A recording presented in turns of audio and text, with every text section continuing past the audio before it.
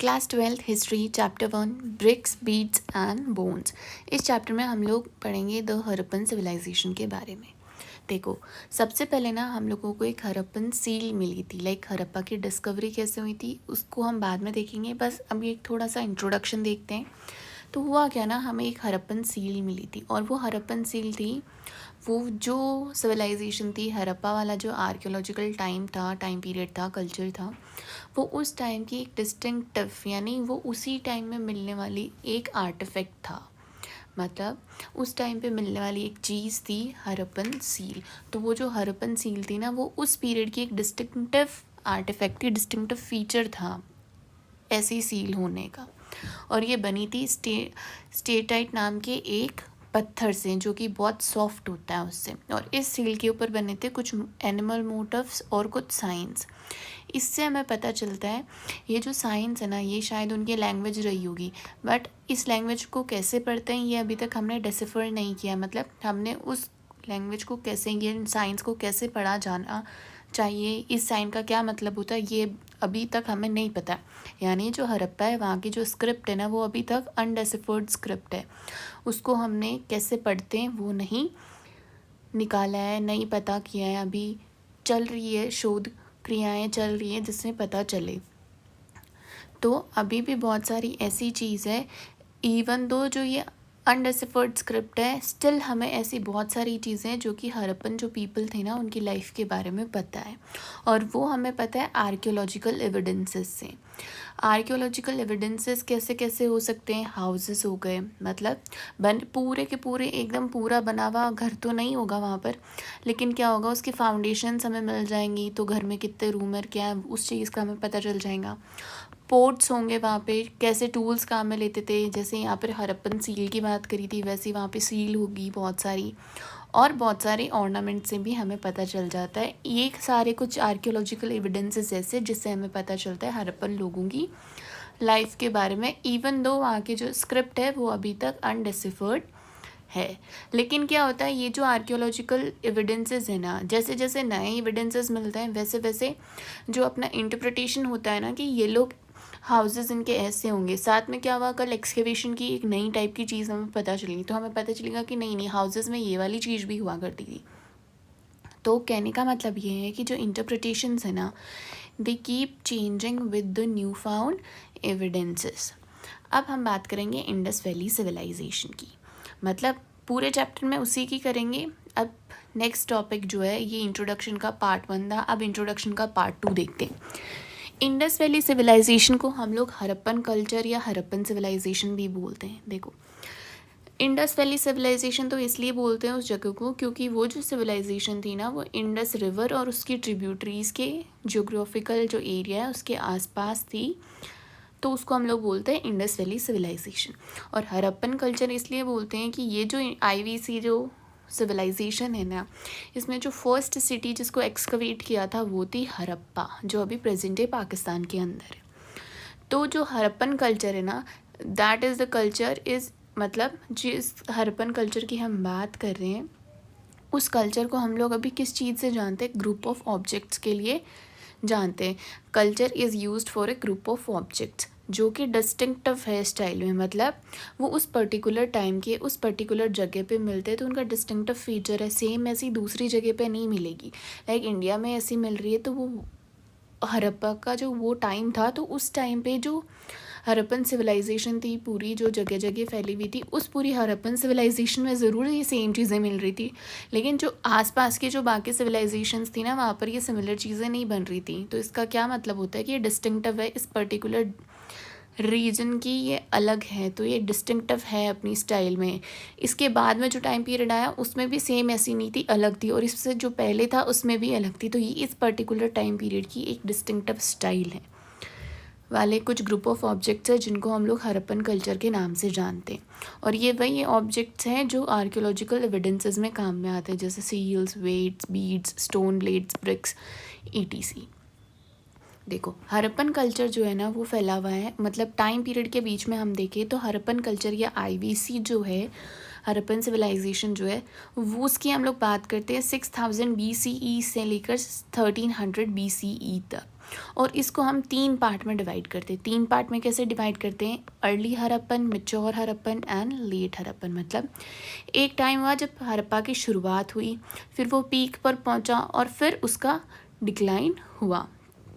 तो जो early Harappan period है उसको फॉर्मेटिव फेज़ भी बोलते हैं। मतलब वो फेज़ जब हड़प्पा बन रहा था और वो था 6000 से 2600 BCE तक। मैच्योर हड़प्पन फेज़ आया था, उसको हम बोलते प्रॉस्परस या अर्बन फेज़। यानी वहाँ उस मैच्योर हड़प्पा के टाइम पे हमें शहर मिले थे, अर्बन सिटीज़ मिली थी, जैसे हड़प्पा, मोहनजोदाड़ो वगैरह वगैरह।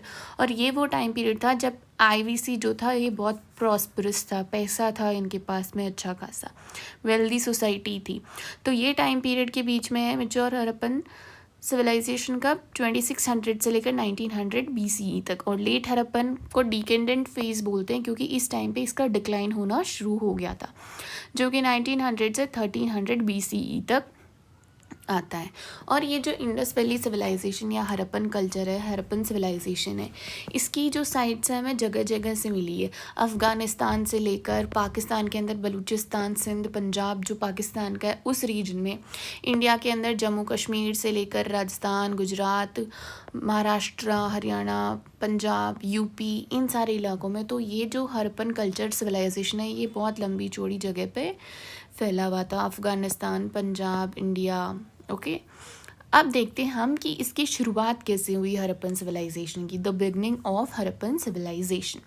जो हड़प्पन सिविलाइजेशन था prior to early Harappan civilization, यानी जो अर्ली हड़प्पन सिविलाइजेशन था, यानी जो अर्ली फेज़ था हड़प्पन सिविलाइजेशन का, उससे पहले क्या था, उसी जगह पर दूसरे आर्कियोलॉजिकल कल्चर था। यानी उससे पहले उस जगह पे और भी पुराने लोग रहा करते थे।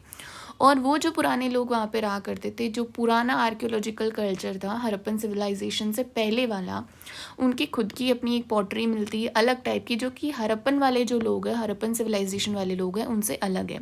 उनकी अपनी एग्रीकल्चरल प्रैक्टिसेस है, उनका खुद का पेस्टोरलिज्म है। यानी वो कैसी, मतलब वो एनिमल रियरिंग कैसी करते थे, एग्रीकल्चर कैसा है, उनकी पॉटरी कैसी, ये सारी चीज़ें उनकी भी अलग है।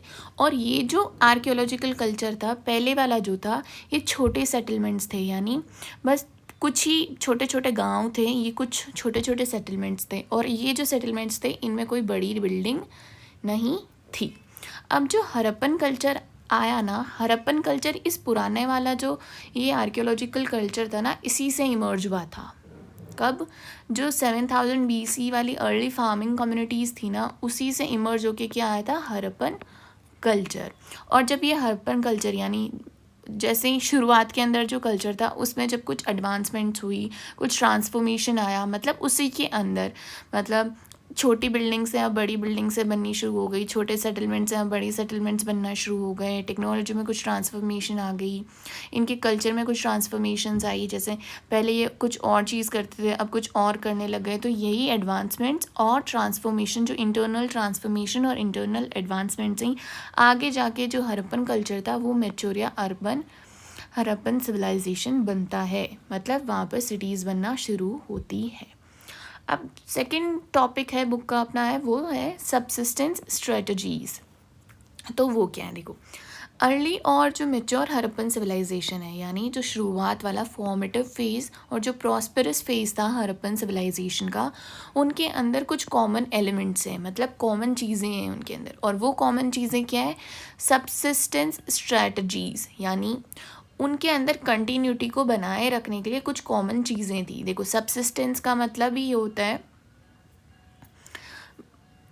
सबसिस्टेंस का मतलब होता है बहुत ज़्यादा नहीं, जितना अपन खुद मात्रा में उपयोग में ले सकें उसको हम लोग बोलते हैं सबसिस्टेंस। तो ऐसी कोई स्ट्रैटेजी जो अपन खुद ही बनाए, खुद काम में ले सके, मतलब सेल्फ सफिशिएंट टाइप की हो सके, ये वाली जो स्ट्रैटेजीज़ थी ना, ये अर्ली और मैच्योर हड़प्पन सिविलाइजेशन के अंदर कुछ कॉमन एलिमेंट्स थे इनके। जो हड़प्पन सिविलाइजेशन थी ना, हड़प्पा के जो लोग थे वो प्लांट वाली चीज़ें, प्लांट प्रोडक्ट्स भी खाते थे और एनिमल प्रोडक्ट्स भी खाया करते थे। और आर्कियोलॉजिस्ट जो थे, इन्होंने इन प्लांट और एनिमल प्रोडक्ट्स से जो इनकी बची कुची कुछ चीज़ें रह गई होगी, जैसे एनिमल्स की बोन्स वगैरह रह गई, प्लांट्स में कुछ सीड्स वगैरह रह गए होंगे, तो इनसे इन आर्कियोलॉजिस्ट ने इनकी डाइटरी प्रोडक्ट्स जो थे, ये जो चीज़ें खाते थे, उनको रिकन्स्ट्रक्ट किया है कि ये क्या खाते थे। तो जिन्होंने प्लांट्स की हेल्प से किया है उनको हम लोग आर्कियोबोटानिस्ट बोलते हैं, और जिन्होंने एनिमल से किया है उनको आर्कियोजूओलॉजिस्ट बोलते हैं। तो जो आर्कियोबोटानिस्ट थे उन्होंने चार्ट ग्रेन्स और सीड्स वगैरह, मतलब जो ग्रेन्स वहाँ पर पड़े होंगे वो भले ही थोड़े बहुत सड़ गल गए होंगे, थोड़ी उनमें दरारें आ गई होगी, बट वैसे वाले ग्रेन्स और जो वहाँ पे सीड्स पड़े थे, उन सीड से उन्होंने पता लगाया है कि वहाँ पे क्या क्या चीज़ें होती थी, जैसे wheat, barley, lentil, chickpea, sesame, ये वाली कुछ चीज़ें जो हरप्पन पीपल खाया करते थे। गेहूँ हो गई, दालें हो गई, चिकपी, सेसमे और ऐसी वाली सारी चीज़ें। गुजरात जो एरिया है, गुजरात के अंदर जो सिविलाइजेशन की कुछ हमें सेटलमेंट्स मिले हैं, वहाँ पर मिलेट्स मिले हैं। यानी मिलेट्स कौन सी वाली जगह पे मिले हैं? गुजरात, और वो वाला इलाका गुजरात, राजस्थान, जहाँ पर क्या है, पानी की थोड़ी कमी है, तो वहाँ पर उन लोगों ने मिलेट्स भी उगाए हैं। लेकिन ये जो हरप्पन सिविलाइजेशन थी, इसमें राइस बहुत रेयरली मिला है। अब जो आर्कियोजूलॉजिस्ट थे उन्होंने एनिमल बोन्स से पता लगाया कि वो लोग कैटल रखा करते थे, शीप, गोट, बफेलो, पिग वगैरह रखा करते थे, और इनको ये डोमेस्टिकेट किया करते थे। यानी ये जो स्पीशीज़ हो गई ना एनिमल्स की, ये इनको डोमेस्टिकेट किया करते थे, इनसे दूध, वुल, मीट वगैरह लिया करते थे। साथ ही साथ में वहाँ पर क्या हुआ, कुछ वाइल्ड स्पीशीज़ की भी बोन्स मिली है, जैसे कि बोर, डियर, घड़ियाल। अब हमें ये नहीं पता कि इन्होंने, हरप्पन लोगों ने ये खुद ने हंट की है या फिर हंटिंग कम्युनिटी से इन्होंने ख़रीदी है ये वाली जो चीज़ें हैं ना, वो खुद के खाने के लिए। और वहाँ पर हमें फिशेस की भी बोन्स मिली है। तो ये इनकी डाइटरी क्या हो गई, प्रोडक्ट्स हो गए जो कि आर्कियोलॉजिस्ट ने रिकन्स्ट्रक्ट किए थे। अब आती है इनकी एग्रीकल्चरल टेक्नोलॉजीज़ क्या क्या हैं। देखो, एग्रीकल्चर था वो काफ़ी प्रिवलेंट था, एग्रीकल्चर था तभी लोग सस्टेन कर पा रहे थे, खेती होती थी उस टाइम पे ग्रेन्स से। और मेथड क्या रहा होगा इसका, वो बहुत डिफ़िकल्ट है जानना। तो मतलब एग्रीकल्चर हो रहा है वहाँ पर, एग्रीकल्चर चल रहा है वहाँ पर, प्रिवलेंट है, उस चीज़ का हमें पता चलता है वहाँ पर मिल रहे ग्रेन्स से। जैसे हमने यहाँ पे बात करी थी कि वीट, बार्ले, लेंटिल, चिकपी और सेसमे वगैरह हैं वहाँ पर, तो इससे हमें पता चला है कि वहाँ के लोग एग्रीकल्चर करते थे। बट एग्रीकल्चर में वो कौन सा मेथड काम में लेते थे, कौन से टूल्स काम में लेते थे, वो प्लफिंग के लिए कैसे करते थे, वो खुद करते थे, एनिमल से करवाते थे, कौन से टूल्स होते थे, ये जानना बहुत डिफ़िकल्ट है। तो हम जानते कैसे, अब हम एग्रीकल्चर प्रैक्टिसेस के बारे में जानेंगे कैसे। तो सेकंड पॉइंट आता है कि जो हरप्पन सील्स और टेराकोटा स्कल्पचर्स है। देखो, सील्स क्या होती है, सील्स नॉर्मली आपने देखी होगी ना, जो रिसीट्स वगैरह पे सील लगाते हैं, वैसे ही उनकी कुछ सील्स थी, उन सील्स पे कुछ ना कुछ मोटिव्स वगैरह बने होते थे। फिर जो आर्कियोलॉजिस्ट हैं उन्होंने उनकी पढ़ाई करी और उनसे पता चला कि अच्छा ये चीज़ हुआ करती होगी। और साथ ही साथ में कुछ टेराकोटा स्कल्पचर्स भी थे, यानी कुछ टॉयज़ बने हुए थे, जिससे हमें पता चला कि अच्छा ये काम में लेते होंगे। जैसे हरप्पन सील्स और कुछ टेराकोटा स्कल्पचर्स मिले हैं किसके, बुल के, तो हम बुल से एक अंदाज़ा लगा सकते हैं कि बुल शायद ये लोग प्लफिंग के लिए काम में लेते होंगे। We know that oxen was used for ploughing. अब प्लफिंग का हमें इसलिए पता चला है क्योंकि एक टेराकोटा मॉडल मिला है प्लफ का। मतलब देखो, खेत को जोताई करने के लिए कुछ ऐसा स्ट्रक्चर होता है, और वो यहाँ पर जो बुल होता है उसके ऐसे लगा देते हैं, और वो आगे चलते तो खेत में सी दरारें सी बनती जाती है, और यहाँ पर फिर उनको उगा दिया जाता है। तो ये वाला जो प्लफ है ना, इसकी हमें मिली है टेराकोटा मॉडल, और वो हमें मिला है बनवाली और चोलिस्तान से। बनवाली हरियाणा के अंदर है, और चोलिस्तान जो जगह है वहाँ से मिली है। ये दो सेटलमेंट से हमें मिला है क्या, टेराकोटा मॉडल, किसका, प्लफ का। और हमें एक प्लफ्ड फील्ड का मतलब एक ऐसा खेत जिसकी जुताई करी हुई हो, तो ऐसा फील्ड का भी हमें एक एविडेंस मिला है। कहाँ से, राजस्थान में कालीबंगा नाम की सिविलाइजेशन है उसके अंदर से। लेकिन ये अर्ली हरप्पन जो लोग थे, यानी मैच्योर वाला प्रॉस्परस फेज़ था, उससे पहले जो फॉर्मेटिव फेज़ था ना, उस फेज़ की हमें मिली हैं ये। और यहाँ पे हमें मिले 2 सेट ऑफ फरोज़ यानी देखो क्या होता है,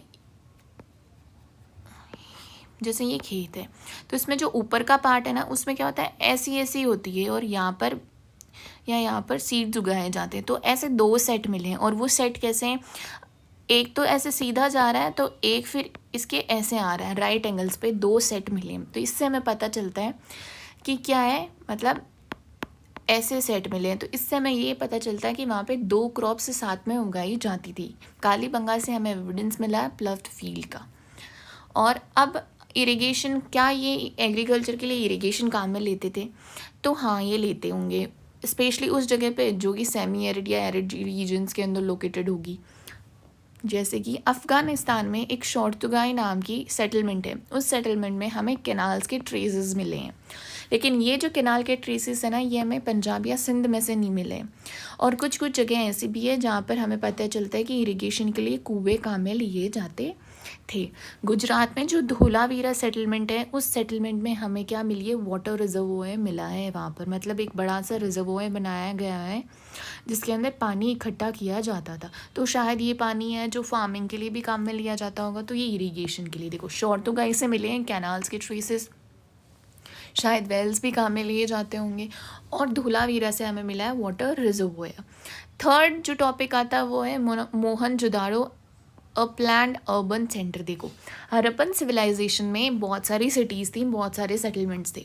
जो सबसे पहले जिसकी हुई एक्सकेवेशन वो था हरप्पा, तो हेंस द नाम हरप्पन सिविलाइजेशन। ऐसे एक ट्विन सिटी और थी, मतलब हरप्पा जैसी डेवलप्ड एक और सिटी थी जिसको हम लोग मोहनजोदाड़ो बोलते हैं। और मोहनजोदाड़ो कैसी सिटी थी उसके बारे में हम देखेंगे कि वो एक ऐसा अर्बन सेंटर था जिसको पहले प्लान किया गया था, एकदम अच्छे से एग्जीक्यूटेड जगह थी वो। तो ये जो अर्बन सेंटर्स है ना उस जगह के हरप्पन सिविलाइजेशन के, वो एक Indus valley civilization Harappan civilization का यूनिक फीचर है। हर किसी सिविलाइजेशन के अंदर अर्बन सेंटर्स यानी सिटीज़ मिले ये ज़रूरी नहीं है, और वो भी प्लान्ड इतनी अच्छी सिटीज़ मिले। और उसी का एक एग्जाम्पल है मोहनजोदाड़ो। तो ये मोहनजोदाड़ो जो है वो क्या है, ये जो सेटलमेंट है मोहनजोदाड़ो का, वो 2 सेक्शंस में डिवाइड है। मतलब एक शहर मान लिया, एक शहर को 2 पार्ट में डिवाइड किया गया है। अब ये पार्ट कौन से हैं? देखो, एक को हम लोग बोलते हैं सिटाडल और एक है lower town. Citadel and lower town. तो जो सिटाडल है ना वो छोटा है, साइज़ के अंदर वो छोटा है, बट वो ऊंचाई पे है। और जो लोअर टाउन है वो लंबा है, बहुत बड़ा एरिया में फैला हुआ है, बट वो ऊंचाई में ऊपर नहीं है, वो नीचे। देखो क्या है, ये पूरा एक मोहनजोदाड़ो का शहर मान लेते हैं। इसमें जो सिटाडल है ना वो तो ऊपर है, चलो मान लिया ये ऊपर है, और जो नीचे है ये लोअर टाउन हो गया। ओके, अब जो सिटाडल है ना उसके चारों तरफ दीवारें बनाई हुई है, वो वॉल्ड है, और जो लोअर टाउन है उससे सेपरेट किया गया है। जो लोअर टाउन है ना उसके भी चारों तरफ दीवारें बनाई गई है, तो वो भी वॉल्ड है। जो सिटाडल है ना वहाँ पर हमें बड़ी बड़ी बिल्डिंग्स मिली है, ब्रिक प्लेटफॉर्म के ऊपर बनाई हुई। देखो, हमने क्या कहा है कि जो सिटाडल है ना वो ऊंचा भाग है, हायर है। मतलब सिटाडल एक छोटी जगह है शहर की, बट वो ऊंची है, मतलब उसकी हाइट ज़्यादा है, हायर एल्टीट्यूड पे है वो। और जो लोअर टाउन है वो लंबा है, बड़ा है, बट वो ऊंचाई में कम है, और दोनों ही वॉल्ड है और सेपरेटेड है एक दूसरे से। जो सिटाडल है वहाँ पर बड़ी बड़ी बहुत सारी इमारतें बनी हुई है, मतलब उनकी हमें फाउंडेशंस मिलती हैं देखने के लिए। और वो जो बिल्डिंग्स है ना वो ब्रिक का एक प्लेटफॉर्म बनाया हुआ है, जैसे एक प्लेटफॉर्म बना दिया, अब इसके ऊपर बिल्डिंग्स बनाई हुई हैं, तो ऐसी बिल्डिंग्स वहाँ पे मिली है। और जो ये प्लेटफॉर्म है ब्रिक्स का, ये फाउंडेशन मतलब नींव की तरह भी ये जो प्लेटफॉर्म है ये काम करता होगा उस टाइम पे, सर्व्ड एज अ फाउंडेशन। अब हम लोग एक अंदाज़ा लगा सकते हैं कि अगर एक लेबर है वो 1 क्यूबिक मीटर यानी 1 मीटर क्यूब के अंदर जितनी मिट्टी आती है वो डेली उतनी मिट्टी डालता होगा ना वहाँ पर, तो शायद 4 मिलियन लोगों की ज़रूरत पड़ी होगी। तो इससे हमें पता चलता है कि बहुत ज़्यादा लेबर इंटेंसिव काम है, शायद उस शहर को बनाने के लिए बहुत सारे लेबर की काम में ली गई होगी। तो ये हो गया सिटाडल एंड लोअर टाउन। अब ये जो सारे बिल्डिंग एक्टिविटीज़ थी ना वो सारी की सारी बिल्डिंग एक्टिविटी थी रेस्ट्रिक्टेड ऑन प्लेटफॉर्म्स। जो बिल्डिंग्स है ना वो इन प्लेटफॉर्म्स के ऊपर ही बनाई जाएगी। इसका मतलब क्या हुआ कि पहले उन्होंने प्लान किया और उसके बाद में उस चीज़ को इम्प्लीमेंट करके वो चीज़ें बनाई है। तो इससे हमें एक चीज़ का कैसे पता चलता है कि हरप्पन सिविलाइजेशन में जो मोहनजोदाड़ो शहर है वो एक प्लान्ड सिटी है, अर्बन सेंटर ऐसे, क्योंकि जो सारी बिल्डिंग एक्टिविटी है ना वो प्लेटफॉर्म्स पे रिस्ट्रिक्टेड है। उससे हमें पता चलता है कि शायद उन्होंने पहले प्लान किया होगा कि हमें यहाँ पे बिल्डिंग बनानी है और उसके बाद में बिल्डिंग्स वगैरह बनाई होगी पूरी एक साथ में। और ये जो ब्रिक्स है ना यहाँ पर इस शहर को बनाने के लिए, बिल्डिंग्स को बनाने के लिए जो ईंटें काम में ली गई है, ब्रिक्स जो हैं वो एक स्पेशल रेशियो के अंदर काम में ली गई है। लाइक यहाँ पर जितने भी घर वगैरह आप सब कुछ देखोगे उसमें सेम साइज़ की ईंटें काम में ली गई है। जैसे आजकल सेम साइज़ की ईंटें मिलती ना, वैसे उस पुराने 6000 BCE वाले टाइम पर कैसे थी, 6000 नहीं 2600 BCE वाले टाइम पर कैसे थी ये वाली स्टैंडर्डाइज ब्रिक्स। तो क्या था इसमें, जो लेंथ ब्रेड्थ और हाइट है ना ब्रिक की वो 4:2:1 वाले रेशियो के अंदर थी। तो ऐसी ब्रिक्स थी जिससे भी हमें पता चलता है कि उसको पहले प्लान किया गया था और बाद में इम्प्लीमेंट किया गया था। अब ये जो मोहनजोदारो शहर है ना ये 2 पार्ट में डिवाइड हो गया। पहले प्लान किया, प्लेटफॉर्म्स पे बनाया, उसके बाद में इम्प्लीमेंट किया, स्टैंडर्डाइज ब्रिक्स थी। अब हम देखेंगे उस शहर की नालियाँ कैसी थी, लेइंग आउट ऑफ ड्रेन्स कैसे हुआ वहाँ का। और ये जो ड्रेन्स है ये मोस्ट इम्पॉर्टेंट फीचर है इस शहर का भी। ये शहर खुद एक इम्पॉर्टेंट फीचर है, ऊपर से ये ड्रेन्स भी एक इम्पॉर्टेंट फीचर है। तो जो ड्रेन्स वाला है ड्रेनेज सिस्टम है ना, that was carefully planned, lower town के अंदर बनाया गया। और लोअर टाउन में कैसे, अपर टाउन में भी है, मतलब जो सिटाडेल है उसमें भी है, बट हम लोअर टाउन की बात कर रहे हैं अभी। तो लोअर टाउन में कैसे बनाई हुई है, फर्स्ट पॉइंट ये केयरफुली प्लान्ड है और लोअर टाउन में बनाई हुई है। और लोअर टाउन में कैसे बनाई हुई है, जो रोड्स और स्ट्रीट्स हैं, जैसे ये रोड्स होंगी बाकी ये स्ट्रीट्स हो गई, तो ये आपस में 90 डिग्री के एंगल पर कट करती है एक दूसरे को। यानी इतनी प्लान्ड है ये। कोई भी जगह आप यहाँ से जाकर इधर जाओगे ना, ऐसे गए हो इधर गए तो यहाँ से बंद नहीं हो जाएगा रास्ता, आगे की तरफ जाएगा फिर इधर खुल जाएगा। जैसे आजकल क्या होता है, हम लोग किसी गली में घुस जाते हैं सड़क से, तो क्या होता है अल्टीमेटली आगे जाके वो ब्लॉक हो जाती है। तो वैसा सिस्टम नहीं है, यहाँ पर ग्रिड पैटर्न है। इस पैटर्न में क्या बनाई हुई है, स्ट्रीट्स बनाई हुई है ऐसे, और इन स्ट्रीट्स के अंदर लगाई हुई है नालियाँ। ग्रिड पैटर्न के अंदर 90 डिग्री के एंगल पे रोड्स और स्ट्रीट्स एक दूसरे को काटती है। थर्ड पॉइंट आ जाता है कि street with drains were laid first and then houses were build. इसमें भी क्या बात करी गई है कि पहले स्ट्रीट्स बनाई गई है। देखो आजकल क्या होता है ना, पहले घर बन जाते हैं, उसके बाद में सड़कें बनती है, फिर लास्ट में सड़कों को फोड़ फोड़ के वो ड्रेन्स बना लेते। लेकिन हड़प्पन पीपल, मोहनजोदारो के जो लोग थे वो क्या करते थे, उन्होंने पहले जो थी वो ड्रेनेज सिस्टम बनाया, फिर स्ट्रीट्स एंड रोड्स बनाई, और वो उनके बनने के बाद में घर बने थे। तो इससे हमें एक बार से फिर से पता चलता है कि ये प्लान पहले हुई थी और इम्प्लीमेंट बाद में हुई है। जो एक घर का जो डोमेस्टिक वेस्ट है ना, वो डोमेस्टिक वेस्ट जाता था स्ट्रीट वाली जो ड्रेन है उसके अंदर। मतलब जो घर है उस घर का एक दीवार ज़रूर स्ट्रीट के सामने, जो स्ट्रीट है उससे कनेक्ट होती थी, ताकि जो घर का वेस्ट है ना वो वहाँ पे जा सके। कहाँ पे, जो स्ट्रीट की ड्रेन्स है ना वहाँ पे जा सके। जैसे ये घर हुआ तो क्या लिखा है, every house has at least one wall along the street. Street की टच होती हुई एक वॉल ज़रूर थी हर घर की, ताकि जो डोमेस्टिक वेस्ट है ना उस घर का वो उस गली वाली जो नाली है, जो ड्रेन है, उसके अंदर जा सके। अब हमने ड्रेनेज सिस्टम कैसा था वो देख लिया। अब हम देखेंगे डोमेस्टिक आर्किटेक्चर कैसा था, मतलब इनके घर कैसे थे। तो मोहनजोदारो का जो लोअर टाउन था ना वहाँ पर थी रेजिडेंशियल बिल्डिंग्स, लोग वहाँ रहा करते थे। जो घर थे ना वो कोर्टयार्ड वाले सिस्टम से बनाए हुए गए थे। मतलब बीच में कोर्टयार्ड है जो कि सेंटर ऑफ एक्टिविटी होता था, वहाँ पर कुकिंग, वीविंग और बाकी जो सारी घर की एक्टिविटीज़ होती थी, लोगों ने बैठ के वहाँ पे बातें करनी थी, वो सारी चीज़ें उस कोर्टयार्ड में हुआ करती थी। और उस कोर्टयार्ड के चारों तरफ रूम्स हुआ करते थे। ओके तो ऐसा कोर्टयार्ड वाला घर होता था। Rooms were on the all side centre of house hold activities जैसे कि कुकिंग एंड वीविंग। प्राइवेसी का ये लोग बहुत ध्यान रखते थे, इसीलिए क्या होता था, जो ग्राउंड लेवल की जो दीवारें होती थी ना उनके अलोंग विंडोज़ नहीं होती थी बाहर की तरफ। मतलब घर से बाहर जो सड़क पे खड़ा इंसान है ना, वो घर के अंदर नहीं देख पाता था। क्यों? क्योंकि उनकी विंडोज़ नहीं होती थी ग्राउंड लेवल वाली दीवार के ऊपर, और जो एंट्रेंस होता था ना घर का, उससे भी डायरेक्ट व्यू नहीं मिलता था अंदर का। वो भी शायद ऐसे गैलरी में यहाँ पर हो गया तो शायद इतना गैलरी तक का मिलेगा, फिर आगे जाके दूसरा एंट्रेंस वगैरह होगा जो कोर्टयार्ड में खुलेगा वगैरह वगैरह। तो इससे क्या होगा, डायरेक्ट व्यू इंटीरियर का नहीं मिलता था, तो ये इनको प्राइवेसी का इतना ध्यान रखते थे। और हर घर में एक बाथरूम हुआ करता था खुद का, जो कि ब्रिक्स से पेव्ड था, यानी जो लीक नहीं करता था, ब्रिक्स से अच्छे से पेव्ड था वो। और हर बाथरूम था वो एक ड्रेन से कनेक्टेड था, जो कि आगे जाके जो स्ट्रीट की ड्रेन थी उससे मिल जाता था, जिससे डोमेस्टिक वेस्ट बाहर चल जाता था। कुछ कुछ घरों में हमें स्टेयर्स के एविडेंसेस भी मिले हैं, जिससे हमें पता चलता है कि लोगों की या तो सेकंड स्टोरी थी, यानी उनके 2 स्टोरी घर थे, 2 फ्लोर्स वहाँ होंगे उनके घर पे, या फिर शायद वो छत पे रूफ़ पे जाने के लिए उन स्टेयर्स का काम में लेते होंगे। और ये जो घर थे, इन घरों के अंदर वेल्स भी हुआ करते थे। ये शायद किसी एक रूम के अंदर हुआ करते थे वेल्स। और जो स्कॉलर्स आर्कियोलॉजिस्ट हैं, उनसे हमें पता चलता है कि मोहनजोदारो में 700 कुएँ हैं ऑलमोस्ट। तो ये 5 पॉइंट हो गए डोमेस्टिक आर्किटेक्चर के। अब आता है सिटाडेल की बात करते हैं। Citadel had structures which were used for specific public purposes. मतलब सिटाडेल पे ऐसे स्ट्रक्चर्स, ऐसे बिल्डिंग्स थी जो स्पेसिफिक पब्लिक कामों के लिए, सार्वजनिक पब्लिक कामों के लिए काम में ली जाती थी।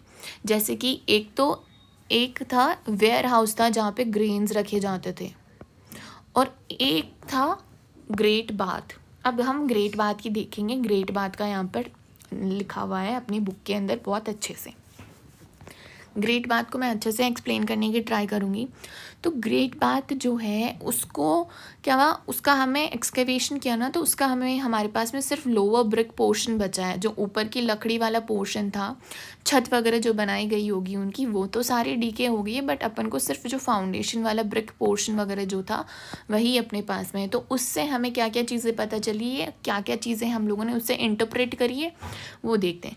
पहली बात की, ये जो ग्रेट बाथ था ना, ये रेक्टेंगुलर टैंक था कोर्टयार्ड के अंदर, यानी चारों तरफ इसके कुछ था और बीच में एक रेक्टेंगुलर टैंक था।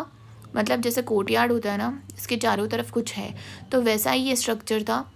और ये जो कोर्टयार्ड था, ये कोर्टयार्ड ही एक टैंक था रेक्टेंगुलर। जैसे यहाँ पर है, ये कोर्टयार्ड है, ये रेक्टेंगुलर टैंक हो गया है। और उस कोर्टयार्ड के मतलब वो जो टैंक था, वाटर टैंक जो था, बड़ा सा रेक्टेंगुलर टैंक, उसके चारों साइड्स में उसमें कॉरिडोर था। Corridor on all 4 sides. जैसे ये देखो, चारों तरफ कॉरिडोर है इसके। 2 stairs leading to tank in north and south direction. 2 stairs लगी हुई थी नॉर्थ और साउथ डायरेक्शन में, जो टैंक के अंदर लेकर जाया करती थी। और ये जो टैंक था ना, ये वाटर टाइट था, यानी इसमें पानी की लीकेज नहीं होती थी। आजकल हम लोग पानी की लीकेज के लिए बहुत सारी चीज़ें करते हैं, ईंटें लगवाते। देखो, इसमें ईंटें लगाई हुई थी। 2 ईंटों को आपस में चिपकाया हुआ था मोटा और जिप्सम की हेल्प से, जिससे क्या होता था, ये जो वाटर टैंक है ये वाटर टाइट बना रहता था और इसमें पानी की लीकेज नहीं हुआ करती थी। और there were rooms on all 3 sides. देखो, ये कॉरिडोर हो गया चारों साइड, और इसके 3 साइड में रूम्स थे, और उनमें से किसी एक रूम के अंदर वेल था। Rooms on all 3 sides and 1 head. एक रूम के अंदर एक कुआं था। Water flowed in huge drain. इसमें से जब देखो, इसमें बहुत सारे लोग नहाएंगे तो पानी अल्टीमेटली एक ना एक दिन जाके गंदा होगा, तो उस पानी को हमें बाहर भी निकालना होता था। तो उसको निकालने के लिए ये जो वाटर टैंक था ना, एक बड़ी सी ड्रेन से कनेक्टेड था। तो इस ड्रेन से पानी फ्लो होके इसका बाहर की जो ड्रेन्स थी उनमें मिल जाया करता था। अक्रॉस नॉर्थ ले अ स्मॉलर बिल्डिंग। और नॉर्थ के सामने, मतलब ये जो है, इसके नॉर्थ के अंदर एक छोटी बिल्डिंग थी जिसमें क्या था, 8 बाथरूम्स थे, 4 on each side of the corridor. ये एक छोटी बिल्डिंग है नॉर्थ की साइड में, जिसमें क्या है, 8 बाथरूम्स है। 4 बाथरूम है कॉरिडोर के दोनों तरफ। और ये जो बाथरूम है ना, ये बाथरूम है ड्रेन से कनेक्टेड। हर बाथरूम में एक ड्रेन है, और वो ड्रेन जो कॉरिडोर है, उस कॉरिडोर की एक मेन ड्रेन है, वहाँ से हर बाथरूम की जो ड्रेन है वो कनेक्ट होती आ रही है, फिर ये आगे जाके मेन ड्रेन के अंदर मिल जाती है। तो अक्रॉस नॉर्थ ले a smaller building, 8 bathrooms were there, 4 on each side of the corridor connected to a drain in the corridor. और स्कॉलर्स ये बोलते हैं कि ये जो ग्रेट बाथ है, ये जो बाथ वाला जो सिस्टम है, ये शायद रिचुअल के लिए काम में लिया जाता था। इसमें शायद कोई बड़ी पूजा पाठ वगैरह कुछ होती तो तब शायद लोग आते होंगे स्नान करने के लिए। तो ये हो गया सिटाडेल का द ग्रेट बाथ। अब हमने देखेंगे कि उस टाइम का जो हरप्पन सिविलाइजेशन था ना, वहाँ पर लोगों में सोशल डिफरेंसेस थे कि नहीं थे, लोग अमीर गरीब थे कि नहीं थे, छुआछूत थी कि नहीं थी, ऊंच नीच वाली बात थी कि नहीं थी, कौन अमीर था कौन गरीब था, वो वाली चीज़ें देखेंगे। तो सोशल डिफरेंस है कि नहीं उस जगह पे, उसका हमें पता चलता है किससे, to know social differences we see the burials and luxuries. हम बुरियल्स देखते हैं वहाँ के, मतलब ग्रेव्स देखते हैं कैसी है, और लग्जूरियस आइटम्स है वो देखते हैं, उनसे हमें पता चलता है कि सोशल डिफरेंसेस थे कि नहीं थे। देखो अब हम देखेंगे सबसे पहले बुरियल्स। अपने जो कंटेम्प्रेरी इजिप्शियन सिविलाइजेशन थी ना, उस इजिप्शियन सिविलाइजेशन मतलब उसी टाइम के आसपास की जो सिविलाइजेशन थी इजिप्शियन सिविलाइजेशन, उसको आसपास की होने को उस टाइम पीरियड में सामने सामने होने को कंटेम्प्रेरी बोलते हैं। ओके, तो इजिप्शियन सिविलाइजेशन में क्या हुआ, पिरामिड्स बनाए जाते थे, और पिरामिड्स क्या होते थे, रॉयल बुरियल्स हुआ करते थे। वहाँ पर राजाओं और रानियों और राजकुमारों को दफन किया जाता था, और उनके साथ में दफन करी जाती थी बहुत सारी वेल्थ।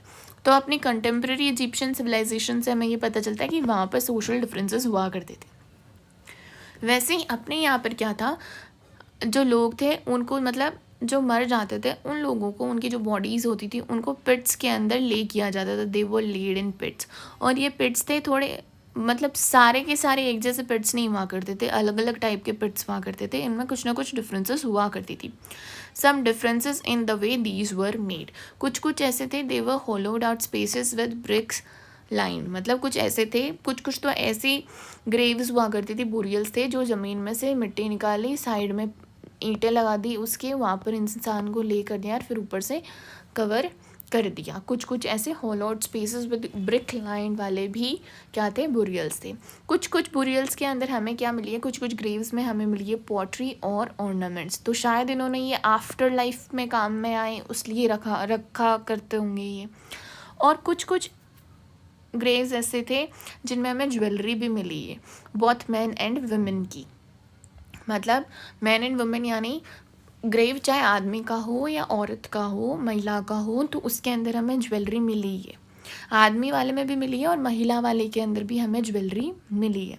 तो इसका एक एग्जाम्पल ये है कि एक हरप्पन सिमेट्री है, हरप्पा की बात कर रहे हैं हम लोग, अब मोहनजोदड़ो की नहीं, हरप्पा की एग्जाम्पल में जो एक हरप्पन सिमेट्री थी उसके अंदर हमें मिली है 3 शेल रिंग्स मिली है, जैस्पर मिला है, बीड्स और माइक्रो बीड्स वगैरह मिले हैं। ओके, और कुछ कुछ ऐसी जो थी जगह वहाँ पर हमें कॉपर मिरर्स भी मिले हैं कुछ कुछ बुरियल्स के अंदर, यानी pottery, ornaments, jewellery and copper mirrors.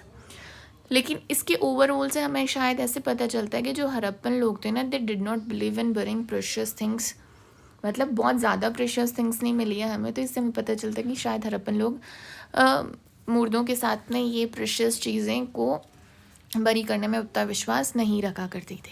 अब हम देखेंगे लग्जरीज़ के बारे में। वो क्या है, देखो 2 टाइप के आर्टिफैक्ट्स होते हैं। एक वो आर्टिफैक्ट, मतलब 2 टाइप की चीज़ें हमें मिलती है, 2 टाइप की कोई भी चीज़ें हो सकती है। देखो एक चीज़ वो होती है जो डेली लाइफ में काम में आए, यानी यूटिलिटेरियन, जो यूज़ करने के लिए बनी हुई हो डेली यूज़ के लिए, और एक होती है लग्जरी। तो जो डेली यूज़ की है ना, वो तो ऑर्डिनरी मटेरियल से बनी हुई होती है, जैसे स्टोन या क्ले से बन गई। लेकिन हमें कैसे पता चलता है कि ये लग्जूरियस आइटम है कि नहीं है। तो लग्जूरियस आइटम है कि नहीं है इसका हमें पता किससे चलता है कि देखो एक चीज़ से हमें पता चलता है कि वो जो आर्टिफैक्ट है ना, वो बना किस चीज़ से, यानी वो कौन से मटेरियल से बना है। क्या वो ऐसे मटेरियल से बना है जो कि लोकली मिल जाता है? अगर लोकली मिलता है तो वो शायद सबके पास में होगा, लग्जरी वाली बात नहीं होगी वो वहाँ पर। तो लग्जरी आर्टिफैक्ट्स वो होते थे जो कि रेयर होते थे, बहुत कम मात्रा में मिले हमें, और वो ऐसे सब्सटेंसेस से, ऐसे मटेरियल से बने होते थे जो कि कॉस्टली हुआ करते थे, और जो नॉन लोकल मटेरियल्स होते थे जो उस जगह पे नहीं मिलते थे, उन्हें कहीं से इंपोर्ट करना पड़ता था। जैसे उसका एक एग्जांपल है, एक फियांस का पोर्ट है, छोटा सा, एक उसकी डायग्राम दी हुई, एक छोटा सा पोर्ट है फियांस का, बट ये क्या है, ये है ग्राउंड सैंड, मतलब मिट्टी, सिलिका, कलर और गम को आपस में अच्छे से मिक्स करके फिर फायर करके, एक बहुत इसका लंबा चौड़ा प्रोसेस है। तो इस प्रोसेस से मिलके ये बनी है, इसलिए ये लग्जरी है। क्यों? क्योंकि ये डिफ़िकल्ट टू मेक है। और सेकंड जो दूसरी चीज़ हमें मिलती है वो है गोल्ड। तो गोल्ड तो अभी भी प्रेशियस है, तो उस टाइम पे भी ये प्रेशियस रहा करता होगा। बट एक चीज़ की हमें प्रॉब्लम आ जाती है, जब हमने कहा कि ये जो फाइंस वाला जो पोर्ट है ना, ये इतना डिफ़िकल्ट प्रोसेस से मिला है, तो एक प्रॉब्लम ये आ जाती है कि जो स्पिंडल वोल हुआ करते थे ना, मतलब ऐसे जो स्पिंडल वोल्स हैं, इनके चारों तरफ क्या होता था, ऊन को लपेटते थे जब वो वीविंग वगैरह क्या करते थे। तो ये जो स्पिंडल वोल्स है ना, ये भी बने हुए होते थे फ्यान से। तो हमें कैसे पता चलेगा ये जो फाइन से इससे बने होते थे, और ये तो डेली यूज़ का आइटम है, तो इससे हमें एक फिर से एक प्रॉब्लम सी आ जाती है कि क्या ये पॉट था वो क्या एक लग्जरी आर्टिफैक्ट था कि नहीं था। तो ऐसी कुछ प्रॉब्लम्स भी आती है इस चीज़ को डिसाइड करने के लिए। और थर्ड है कुछ रेयर ऑब्जेक्ट्स का मिलना। ये जो रेयर ऑब्जेक्ट्स है ना, ये ज़्यादातर लार्जर सेटलमेंट्स में ही मिलते थे, स्मॉलर सेटलमेंट्स में नहीं मिलते थे। जैसे कि हड़प्पा या मोहनजोदाड़ो के अंदर जैसे लार्ज अर्बन सेंटर्स थे, वहाँ पर रेयर ऑब्जेक्ट्स मिल जाते थे, बट कालीबंगा जैसे छोटे सेटलमेंट्स के अंदर रेयर ऑब्जेक्ट्स नहीं मिलते थे। इससे हमें पता चलता है कि सोशल डिफरेंसेस तो थे। अब बात आती है वहाँ के क्राफ्ट प्रोडक्शन की, कैसे होता था, कहाँ होता था, ये सारी चीज़ें।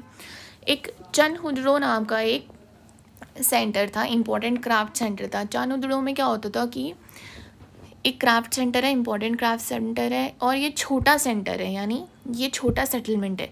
छोटा है ये, बस 7 हेक्टर की ज़मीन पे, जबकि हड़प्पा या मोहनजोदड़ो तो 125 हेक्टर्स तक के आसपास के बड़े सेटलमेंट्स हुआ करते थे। और चनहुद्रो के अंदर क्या होती थी, बीड मेकिंग होती थी, शेल कटिंग होती थी, मेटल वर्किंग होती थी, सील मेकिंग होती थी, वेट मेकिंग होती थी। देखो जो बीड्स मोती वगैरह बनते थे वो वाली चीज़ें भी बनाते थे, शेल्स को काट काट के ऑर्नामेंट्स बनाते थे, मेटल से चीज़ें बनाया करते थे, जो सील्स होती थी वो बनाते थे, वजन मतलब वजन जिनसे नापा जाता है वो वाले वेट्स बनाया करते थे। तो चनहुद्रो एक इम्पॉर्टेंट क्राफ्ट सेंटर हुआ करता था उस टाइम का। और ये क्राफ्ट्स बनाने का प्रोसेस कैसे होता है, देखो सबसे पहले तो हमें मटेरियल देखना पड़ेगा कि किस मटेरियल से बना है, स्टोन से, मेटल से, शेल, फाइन्स या टेराकोटा से। स्टोन्स जैसे कि कौन कौन से होते थे, carnelian, jasper, crystal, quartz. Metals gold, silver, copper. और दूसरी हम देखते थे वहाँ की शेप कैसी होती थी, वो जो ऑब्जेक्ट है वहाँ के शेप कैसे हैं, वो अलग अलग टाइप के शेप में भी बनती थी, कुछ डिस्क में, cylindrical shape, spherical shaped, barrel यानी ऐसा बैरल शेप्ड, इस टाइप की। और फिर ये जो बनती थी चीज़ें, इनकी शेप वगैरह बना ली, एक मटेरियल से बना लिया, एक किसी पर्टिकुलर मटेरियल को चूज़ किया, उससे एक पर्टिकुलर शेप बनाई। अब हम देखेंगे कि उसकी डेकोरेशन कैसी करी जाती थी। या तो उसके ऊपर पेंट किया जाता था, या उसके ऊपर इंस्क्राइब कर दिया जाता था कोई चीज़, या उसको खुरेद के कोई डिज़ाइन बनाई जाती थी। तो इंसिजिंग और पेंटिंग से उसकी डेकोरेशन की जाती थी। अब इनको बनाने की जो टेक्निक्स होती थी वो भी अलग अलग टाइप की होती थी, अलग अलग टाइप का मटेरियल है तो अलग अलग टाइप की टेक्निक हो गई। जैसे कोई सॉफ्ट स्टोन से बनी हुई चीज़ है तो आसानी से कट हो जाएगी, कोई हार्ड स्टोन से बनी हुई है तो उसको उतना ही टाइम लगेगा। जैसे सील्स बनती थी स्टेयरटाइट नाम के एक सॉफ्ट स्टोन से, तो ये आराम से इसको कट कर सकते थे, या तो इसको आराम से कट करके बना लो, या फिर इसको पाउडर फॉर्म है उस पाउडर का पेस्ट बनाओ और उसको किसी मोल्ड के अंदर डालो और फिर वहाँ से बन जाती थी, वो वैसे बन जाती थी। तो ये एक टेक्निक हो गई।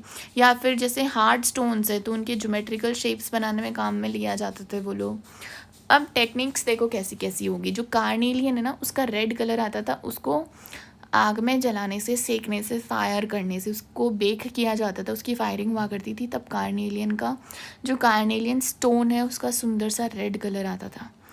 Nodules chipped into rough shapes, छोटे छोटे नोड्यूल्स हैं उनको रफ शेप्स के अंदर चिप कर दिया, मतलब चिप यानी तोड़ दिया उनको, फिर उनको छोटे छोटों को जो फाइनल जैसे ये हम बना रहे हैं, कोई बना रहे हैं, तो उसके ऊपर उनको जो फाइनली जो चिप्स थी उनको चिपका दिया, फाइनली फ्लेक्ड इनटू, और उसके बाद में फाइनल फॉर्म के अंदर बना दिया, फिर उसको सेक दिया।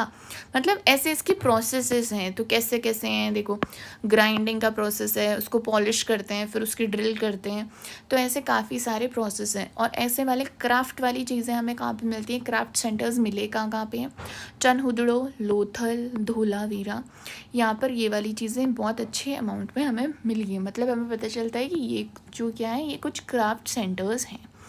वैसे ही 2 क्राफ्ट सेंटर और हैं, एक तो नागेश्वर और एक बालाकोट।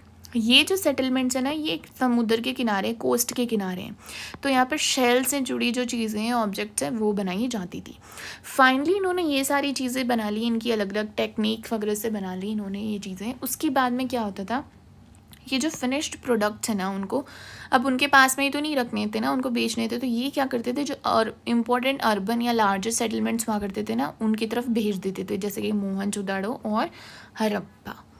अब हम देखेंगे कौन कौन से सेंटर्स थे। हमें पता कैसे चला है कि ये सेंटर्स हैं प्रोडक्शन के, ये हमें पता चलता है एक प्रोसेस से जो कि आर्कियोलॉजिस्ट यूज़ करते हैं। Archaeologist use following to check the centres of craft production. क्या काम में लेते हैं अभी देखते हैं। रॉ मटेरियल्स, किसी भी सेटलमेंट में हमें देखना है तो हमें देखना है उसके आसपास में वो रॉ मटेरियल जिससे चीज़ें बनी है वो है कि नहीं है। तो रॉ मटेरियल में स्टोन नोड्यूल्स, छोटे छोटे पत्थर हो सकते हैं, या हम शेल की बात करें तो शेल्स हैं क्या वहाँ पर, या अगर कोई मेटल का काम है तो क्या कॉपर ओर वगैरह है वहाँ पर। टूल्स हैं वो चीज़ें बनाने के, या अनफिनिश्ड ऑब्जेक्ट हैं जिनको बना रहे थे लेकिन वो पूरे नहीं कर पाए, तो अनफिनिश्ड आधा बना हुआ कोई ऑब्जेक्ट, या वो जो सामान बना रहे थे उसका वेस्ट मिलता है क्या। देखो अब सोचोगे कि वेस्ट से कैसे पता चलेगा, तो वेस्ट को आर्कियोलॉजिस्ट है ना, वो एक अपना सबसे बड़ा बेस्ट इंडिकेटर मानते हैं वेस्ट मटेरियल जो है उसको, ये पता करने में कि ये सेंटर ऑफ प्रोडक्शन है कि नहीं। कैसे, देखो वेस्ट वहीं पे होगा जहाँ पे प्रोडक्शन सेंटर होगा। क्यों, क्योंकि वेस्ट तो वहीं से निकलेगा ना जहाँ से कुछ बनाया जा रहा है। जैसे मैं मूर्ति बना रही हूँ, ये पूरा पत्थर है, इसको मैंने इस शेप में काटना है ऐसे, तो इसको काटने के लिए जो बाकी पत्थरों के जो छोटे छोटे टुकड़े उड़ेंगे वो उधर ही पड़े रहेंगे। तो ये तो इसी जगह पे पड़े ना, क्योंकि मैं बना रही हूँ। अगर मैं यहाँ पे तो नहीं बना रही तो यहाँ पे तो नहीं पड़े रहेंगे।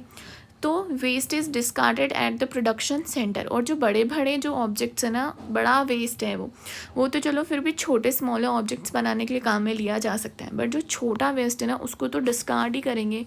तो उससे हमें पता चलता है these traces suggest that some sort of craft production was done in large cities also. मतलब ये वाले जो वेस्ट मटेरियल वाले जो ट्रेसेस है ना, जिससे आर्कियोलॉजिस्ट पता करते हैं, इन ट्रेसेस से हमें ये पता चलता है कि ये जो क्राफ्ट की प्रोडक्शन है ना, वो सिर्फ इन कुछ जो सिलेक्टेड सेटलमेंट्स थे, जैसे कि चनहुदड़ो, लोथल, धोलावीरा, नागेश्वर, बालाकोट, इनमें ही नहीं होती थी, बड़े सिटीज़ में भी होती थी, जैसे मोहनजोदाड़ो और हड़प्पा। अब देखो बहुत चीज़ें क्राफ्ट के लिए बनानी है, बट वो मटेरियल कहाँ से आएगा। तो वो जो मटेरियल है उसकी स्ट्रैटेजीज़ क्या होती थी उसको प्रोक्योर करने की, मतलब उसको अपने पास में लाने की कौन कौन से स्ट्रैटेजीज़ होती थी, वो किस किस स्ट्रैटेजी से, किस किस तरीके से कोई भी मटेरियल है चाहिए तो वो किस तरीके से वो आप प्रोक्योर करते थे, लेकर आते थे, उसको ऑब्टेन करते थे। तो वो देखेंगे हम अब इस पॉइंट के अंदर। देखो क्राफ्ट प्रोडक्शन की बात करें तो क्राफ्ट प्रोडक्शन के अंदर क्या है, हमें वैरायटी ऑफ मटेरियल्स की ज़रूरत पड़ती है काम में लेने के लिए। कुछ ऐसे होते हैं कि जो लोकली मिल जाते हैं, उस जगह पे मिल जाते हैं, कुछ होते हैं जो हमें बाहर से प्रोक्योर करने पड़ते हैं। लोकली अवेलेबल का एग्जांपल है क्ले, एंड फ्रॉम आउटसाइड का जैसे कि स्टोन, टिम्बर, मेटल वगैरह हो गए। तो एलुवियल सॉइल वाली जो फर्टाइल प्लेन है वहाँ पे ये चीज़ें नहीं मिलती होंगी, तो वो बाहर से लेकर आनी पड़ती थी। अब बाहर से लाने के लिए ट्रांसपोर्ट वाली चीज़ें होती थी, तो ट्रांसपोर्ट में या तो लैंड रूट हो सकता है या रिवराइन रूट्स हो सकते हैं। लैंड से वो गए होंगे कुछ चीज़ें लाने के लिए, इसका हमें पता चलता है टेराकोटा टॉय मॉडल से। मतलब टेराकोटा से बनी टॉयज़ थे वहाँ पे कुछ कुछ, जैसे कि बुलक कार्ट का एक टॉय था, उससे हमें पता चला कि शायद बुलक कार्ट है, उसको लैंड ट्रांसपोर्ट में काम में लिया जाता होगा, तो वो लैंड रूट का हमें वैसे पता चलता है। और रिवराइन रूट्स थे इंडस रिवर या सी के थ्रू, अगर बाहर से बहुत ज़्यादा बाहर से लेकर आ रहे हैं तो सी के थ्रू जाना पड़ता था उनको। तो ऐसे वह वाली चीज़ें आती थी। और ये सी वाली जो चीज़ें ना, ये शिप्स वगैरह के डिज़ाइन कुछ हमें सील्स में मिली, तो उससे हमें पता चलता है कि हाँ रिवराइन वाला रूट भी था। अब प्रोक्योर करने की सबसे पहली स्ट्रेटजी है कि सब कॉन्टिनेंट जो अपना एरिया है ना, उसी एरिया में से उसको लेना, मतलब जो पर्टिकुलर एरिया है जैसे ये है, तो इस एरिया वाला जो पोर्शन है ना, ये इसी के इन आसपास वाले इलाकों में से और खुद वाली जगह में से लेना। अपना जो सब कॉन्टिनेंट है ना, इंडियन सब कॉन्टिनेंट, उसके अंदर से ही इसको लेना। तो उसका फर्स्ट पॉइंट ये है कि उन्होंने कुछ अलग अलग जगह पे खुद ने सेटलमेंट्स बसा लिए, जैसे कि हमने देखा था नागेश्वर और बालाकोट का। मतलब उन्हें पता है कि यहाँ से रॉ मटेरियल मिलेंगे, तो कुछ लोग गए वहाँ पर, बहुत सारे लोगों को लेकर उन्होंने वहाँ पर सेटलमेंट बना लिया, वहाँ पे अपनी शहर बना लिया और वहाँ पे प्रोडक्शन शुरू कर दिया, या वहाँ से मटेरियल निकालना शुरू कर दिया और अब उसको उस जगह पे ट्रांसपोर्ट कर देंगे, जैसे मोहनजोदड़ो, हड़प्पा और बड़ी बड़ी जो शहर हो गए वहाँ पे। नागेश्वर और ये कुछ सेटलमेंट्स कौन कौन से थे उनके हम एग्जाम्पल देखेंगे अभी। नागेश्वर और बालाकोट जो सेटलमेंट थे, वहाँ से हमें शेल मिले। शोरतुगाई अफ़गानिस्तान, वहाँ से हमें लापिस लजुली मिली, एक ब्लू स्टोन होता है ये। लोथल से हमें कार्नेलियन स्टोन मिलता है। स्टेटाइट मिला है अपन को साउथ राजस्थान और नॉर्दर्न गुजरात वाले एरिया से। मेटल हमें राजस्थान से मिले हैं। और अब कुछ कुछ ऐसे हैं कि वो चलो वहाँ पे उस सिविलाइजेशन के लोग नहीं रह रहे, उन्होंने खुद ने सेटलमेंट्स नहीं बनाया वहाँ पर ऑलरेडी कुछ लोग रह रहे थे, तो हमें वहाँ पर भेजने हैं अपनी एक्सपेडिशंस। अपने इंडियन सब कॉन्टिनेंट के अंदर ही है वो, बट वो दूसरे लोग हैं, तो उनके लिए हम लोग एक्सपेडिशंस भेजा करते थे, कुछ मैसेंजर्स भेजा करते थे, फिर वो वहाँ से लेकर आते थे। तो उसके हमें कुछ एग्जाम्पल मिले। खेतड़ी रीजन ऑफ राजस्थान, वहाँ से वो लोग कॉपर लेकर आते थे, कॉपर बेल्ट है खेतड़ी रीजन जो है राजस्थान का, वहाँ पर। साउथ इंडिया से वो लोग शायद गोल्ड लेकर आते होंगे। तो ये जो एक्सपेडिशंस भेजते थे ना, इससे हमें पता चलता है कि ये जो हड़प्पन सिविलाइजेशन वाले लोग थे ना, ये कम्युनिकेशन भी एस्टेब्लिश करते थे दूसरी लोकल कम्युनिटीज से, जहाँ से रॉ मटेरियल मिल सकता था। और हमें पता कैसे चलता है कि इन्होंने एक्सपेडिशंस भेजे हैं यहाँ पर, इस बात से पता चलता है कि ये जो रीजन थे ना जहाँ से ये लोग रॉ मटेरियल लेकर आते थे, इन रीजन पे हमें हड़प्पा के आर्टिफैक्ट्स मिले हैं, मतलब हड़प्पा के वॉसेस मिले हैं, हड़प्पा के पोर्ट्स मिले हैं। हड़प्पा में जैसी माइक्रो बीड्स लिया जाती थी, जैसे सील्स ली जाती थी, वैसे हमें हड़प्पन आर्टिफैक्ट्स मिले हैं वहाँ पर। तो ये एक चीज़ बताती कि यहाँ पर इन लोगों का कॉन्टेक्ट था हड़प्पन लोगों से। जैसे गणेश्वर जोधपुरा कल्चर जो है, वहाँ पे एक नॉन हड़प्पन टाइप की पॉटरी मिलती है और बहुत सारे कॉपर ऑब्जेक्ट्स मिलते हैं। तो उससे हमें पता चलता है कि ये जो लोग थे ना, इन्होंने हड़प्पा को सप्लाई करा होगा कॉपर। और एक तो ये तो अपने इंडियन सब कॉन्टिनेंट में ही दो तरीके हो गए मटेरियल को प्रोक्योर करने के। अब हम देखेंगे तीसरा तरीका, जो कि है दूर दराज की जो लैंड्स है ना, वहाँ पे कैसे कांटेक्ट किया जाता था। उसका तरीका है, देखो सबसे हम कॉपर की बात करेंगे तो कॉपर को लेकर आते थे ओमान से, जो कि ये जो अरेबियन पेनिनसुला है ना वहाँ पे है। वहाँ का हमें पता कैसे चलता है कि हम ओमान से लेकर आए थे, उसका हमें ऐसे पता चलता है कि जो हम हड़प्पा के कॉपर के आर्टिफैक्ट्स को देखते हैं और जो ओमान के जो कॉपर के आर्टिफैक्ट्स हैं, अगर हम लोग उनको देखें ना, तो दोनों के अंदर निकल के ट्रेसेस मिलते हैं। इससे हमें पता चलता है कि इनकी दोनों की जो ओरिजिन है ना, वो एक ही जगह की है। यानी हड़प्पा में कॉपर ओमान से भी आया जाया करता था। इवन मेसोपोटामिया जो है ना, वहाँ पे भी हमें कॉपर के अंदर निकल के ट्रेसेस मिले हैं, वो हम आगे वाले पॉइंट में देखेंगे। लार्ज हड़प्पन जार, अब देखो हड़प्पा के बड़े बड़े जार्स हुआ करते थे। ये जो बड़े बड़े पॉट्स और जार्स वगैरह पॉटरी थी ना, ये क्या होती थी, बाहर से थिक ब्लैक कलर की क्ले होती थी, उस ब्लैक कलर की क्ले की इसके ना बाहर बहुत थिक कोटिंग किए कर दी जाती थी। इससे क्या होता था, इसके अंदर जो भी चीज़ है ना वो बाहर नहीं निकलती थी, उसको टाइट बना देते थे एकदम कि वो बाहर नहीं निकले, इम्परमिएबल हो जाती थी। और ये जो जार्स है ना, ये ओमान की साइट्स में मिले हैं, बहुत सारी ओमानी साइट्स में ये मिली है। इससे हमें क्या पता चलता है, मतलब हमें ये तो नहीं पता कि इनके अंदर क्या ले जाया जाता था, बट हमें ये पता चलता है कि ये जो ओमानी जार, ये जो हड़प्पन जार है ना, ओमानी साइट्स में मिले हैं। ये शायद उन हड़प्पन जार के अंदर जो चीज़ें ढाल के आई थी, लेकर आए ना, वो एक्सचेंज करते थे ये कॉपर के लिए। तो ये हमें एक ट्रेड का पता चलता है, एविडेंस मिलता है डिस्टेंट लैंड से। तो एक जो तीसरा एग्जाम्पल हो गया मेसोपोटामिया जो रीजन था, ईरान वाला जो रीजन है, मेसोपोटामिया वाला जो रीजन है, वहाँ के कुछ टेक्स्ट से, उस टेक्स्ट से हमें क्या पता चलता है कि कॉपर है ना, वहाँ के टेक्स्ट से हमें पता चलता है कि वहाँ पर मागन नाम की एक जगह है, वहाँ से कॉपर लेकर आया करते थे।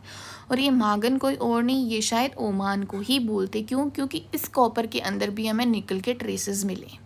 ये मेसोपोटामियन टेक्स्ट जो हैं, इसमें ये भी बोला हुआ है कि यहाँ पर लॉन्ग डिस्टेंस ट्रेड, मतलब लॉन्ग डिस्टेंस ट्रेड का हमें एक एग्जाम्पल मिलता है। कैसे? क्योंकि ये जो मेसोपोटामियन टेक्स्ट है ना, इसमें दिलमन, मागन और मेलहुआ की बात करी गई है। इसमें जो ये मेलहुआ है ना, ये और कोई नहीं, इसको हम हड़प्पन रीजन ही बोलते हैं। ये शायद इसमें हड़प्पन रीजन की बात करी है। और ये हड़प्पन रीजन क्यों होगा? क्योंकि ऐसे टेक्स्ट में लिखा था मेसोपोटामिया के टेक्स्ट में कि मेलुआ है, वहाँ से हम लोग ट्रेड करते हैं carnelian, lapis lazuli, would, gold और कॉपर, और ये इंडिया से जो हरप्पन सिविलाइजेशन से वहाँ से एक्सपोर्ट होती थी ये वाली चीज़ें। और साथ ही साथ में मेलुआ में एक हाजा बर्ड भी है, और वो हाजा बर्ड शायद पिकॉक है। ओके, तो इससे हमें पता चलता है कि अपनी पहाड़ की तरफ भी क्या थी, ट्रेड थी। तो लॉन्ग डिस्टेंस ट्रेड थी अपनी, वो कैसे पता चलता है? देखो, एक तो टेक्स्ट से, मेसोपोटामिया के टेक्स्ट से पता चल रहा है, और एक इस चीज़ से पता चल रहा है कि ये जो शहर थे, ओमान हो गया, मेसोपोटामिया हो गया, वहाँ पर अपन को हड़प्पा की सील्स, हड़प्पा में जो वेट सिस्टम काम में लिया जाता था वो, डाइस और जो बीड्स होती थी वो वहाँ पर मिली है बहुत सारे अमाउंट के अंदर। नेक्स्ट पॉइंट जो आता है वो है ओमान, बहरीन और मेसोपोटामिया। ये जो जगह हैं यहाँ पे क्या होता था, यहाँ पे जो करी है हम लोगों ने, यहाँ इन जो शहर थे ये मेसोपोटामिया, बहरीन और ओमान वाली जो सिविलाइजेशन है, इनके अंदर हम लोगों ने ट्रेड बाय सी रूट करते थे। सी रूट कैसे करते थे इसका हमें कैसे पता चलता है? जो मेसोपोटामिया के टेक्स्ट है ना, उन मेसोपोटामियन टेक्स्ट के अंदर लिखा हुआ है कि जो मेलुआ है ना, मेलुआ के जो लोग हैं, और मेलुआ जो जगह है, मेलुआ कौन है, हरप्पन रीजन हो गया, तो मेलुआ के जो लोग हैं ना वो सी फेयरर्स हैं, यानी वो सी के थ्रू आते हैं ट्रेड करने के लिए। इसका हमें पता चलता है मेसोपोटामियन टेक्स्ट से, यानी अपन सी के थ्रू भी ट्रेड किया करते थे। और बहुत सारी सील्स के अंदर अपन को शिप्स या फिर बोट्स की डिपिक्शन भी मिली है। नेक्स्ट पॉइंट आता है सील्स, स्क्रिप्ट एंड वेट्स। हम सील्स की बात इतनी देर से करें तो हम वो सील्स किस काम में लेते थे वो चीज़ भी अभी हम देखेंगे। देखो, जो सील्स एंड सीलिंग्स थी वो इस काम में ली जाती थी कि आप एक शहर से बहुत दूर के दूसरे शहर में जा रहे हो, आपको कुछ मोड ऑफ कम्युनिकेशन चाहिए।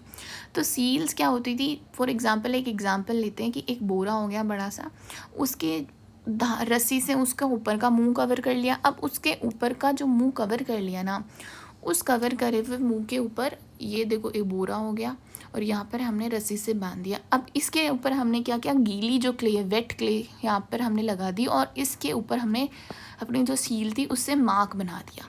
अगर ये इंटैक्ट रहा उस जगह तक जहाँ तक हम लोगों को भेजना था, कोई प्रॉब्लम नहीं आई। इसका क्या मीनिंग हुआ कि इसके साथ में टेम्परिंग नहीं हुई है, इसको नहीं खोला गया है बिल्कुल भी। और एक चीज़ का और पता चलता है कि इस सील के ऊपर जो जिसने सेंडर ने भेजा है उसकी आइडेंटिटी भी का भी मेंशन किया गया होगा।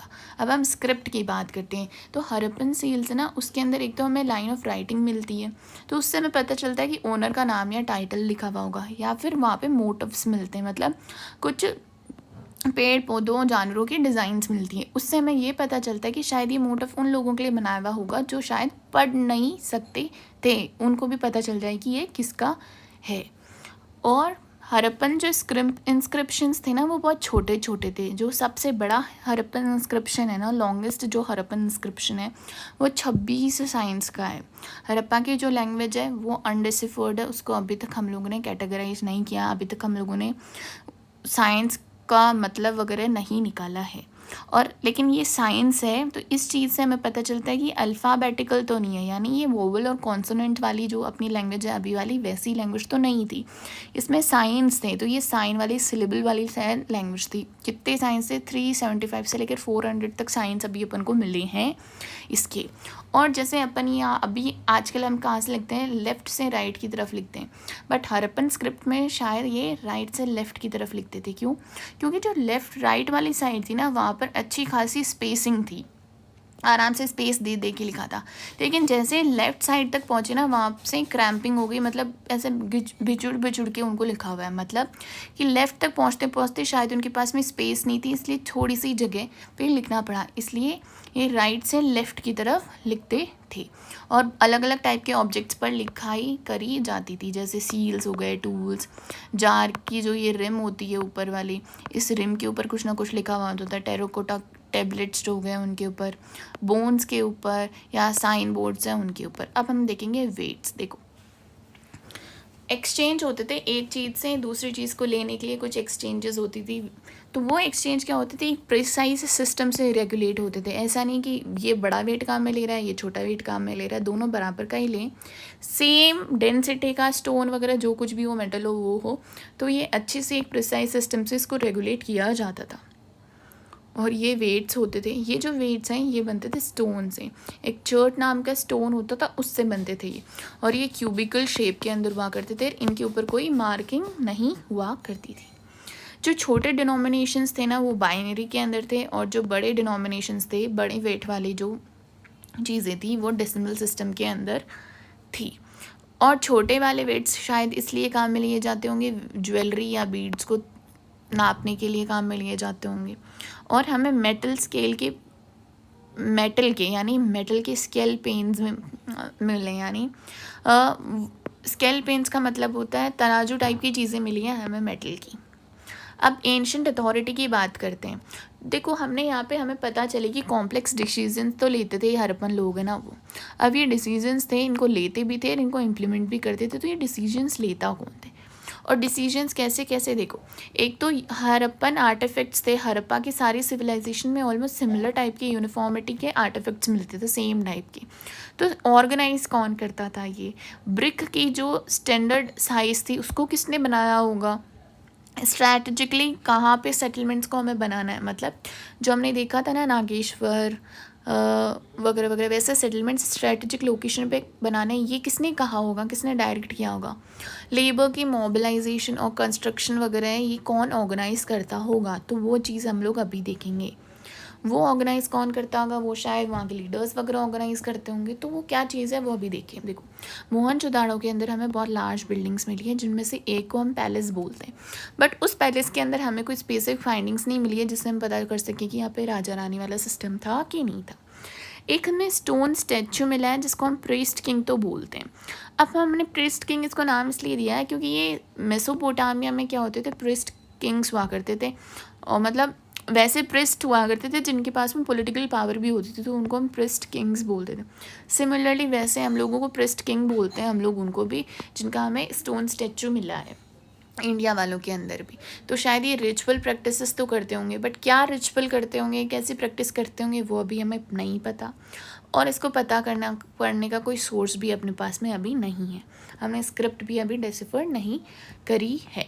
लेकिन और साथ ही साथ में हमें ये भी नहीं पता, एक तो क्या कल रिचुअल प्रैक्टिस करते थे वो भी नहीं पता, और इनके पास में मेसोपोटामिया वाले प्रेस्ट किंग्स थे, उनकी तरह पॉलिटिकल पावर थी कि नहीं थी ये भी हमें अभी नहीं पता। कुछ आर्कियोलॉजिस्ट हैं, उनका कहना है कि जो हड़प्पन सोसाइटी थी ना उसमें कोई रूलर्स नहीं थे। कुछ का कहना है कि वहाँ पर एक रूलर नहीं बहुत सारे रूलर्स थे, जैसे हड़प्पा का अपना एक रूलर हो गया, मोहनजोदड़ो को एक, कालीबंगा का अपना एक, हर सेपरेट प्लेस का सेपरेट रूलर है। कुछ लोगों का कहना था कि हड़प्पा का जो पूरा सिविलाइजेशन है ना ये पूरा एक ही स्टेट है, अलग नहीं है। और वो लोग ऐसे क्यों कहते थे? क्योंकि यहाँ पे सेम टाइप के आर्टिफैक्ट्स मिलते थे, सेम टाइप की ब्रिक्स मिल रही हैं यहाँ पर, सेम स्टैंडर्ड साइज़ की मिल रही है, प्लान्ड सेटलमेंट्स करे गए हैं रिसोर्सेज के पास में, तो शायद ये एक ही बड़ा स्टेट हुआ करता था। और अभी शायद हम ऐसे कहते हैं कि शायद किसी ना किसी टाइप की डेमोक्रेसी यहाँ पर चलती होगी हड़प्पा के उस टाइम पर। स्पेसिफिकली किसी भी चीज़ का अभी हमें यहाँ पे पता नहीं है। अब हम ये देखेंगे कि इस सिविलाइजेशन का एंड कैसे हुआ। देखो बाय 1800 BCE हड़प्पा की जो मेच्योर साइट्स थी, जो अर्बन, जिनको प्रॉस्पेरस वाली साइट्स बोलते हैं ना, वो धीरे धीरे अबेंडन होना शुरू हो गई। जैसे चोलिस्तान था वो 1800 BCE में अबेंडन कर दिया गया था। ये मेच्योर साइट्स तो अबेंडन हो रही थी, बट नई नई जगह पे एक्सपेंशन हो रहे थे, नई जगह पे नए सेटलमेंट्स बन रहे थे, पॉपुलेशन नए सेटलमेंट्स में जा रही थी, expansion into the new settlements. और ये सेटलमेंट्स कहाँ पे थे? जैसे गुजरात, हरियाणा, यूपी वगैरह में थे। दूसरा पॉइंट ये आता है कि कुछ साइट्स ऐसी भी थी जहाँ पे कुछ मतलब अर्बन प्रॉस्पेरस साइट्स ऐसी भी थी जो कंटिन्यू उस जगह पे थी इवन 1900 BCE के बाद में भी, बट थी तो सही, बट इनमें ट्रांसफॉर्मेशन हुआ। ये सेम जैसी थी वैसी नहीं रही, इनमें ट्रांसफॉर्मेशन हुआ उनके मटेरियल कल्चर का। मतलब उनके जो आर्टिफैक्ट्स थे ना अब डिसअपियर हो गए, अब हमें देखने को नहीं मिलते।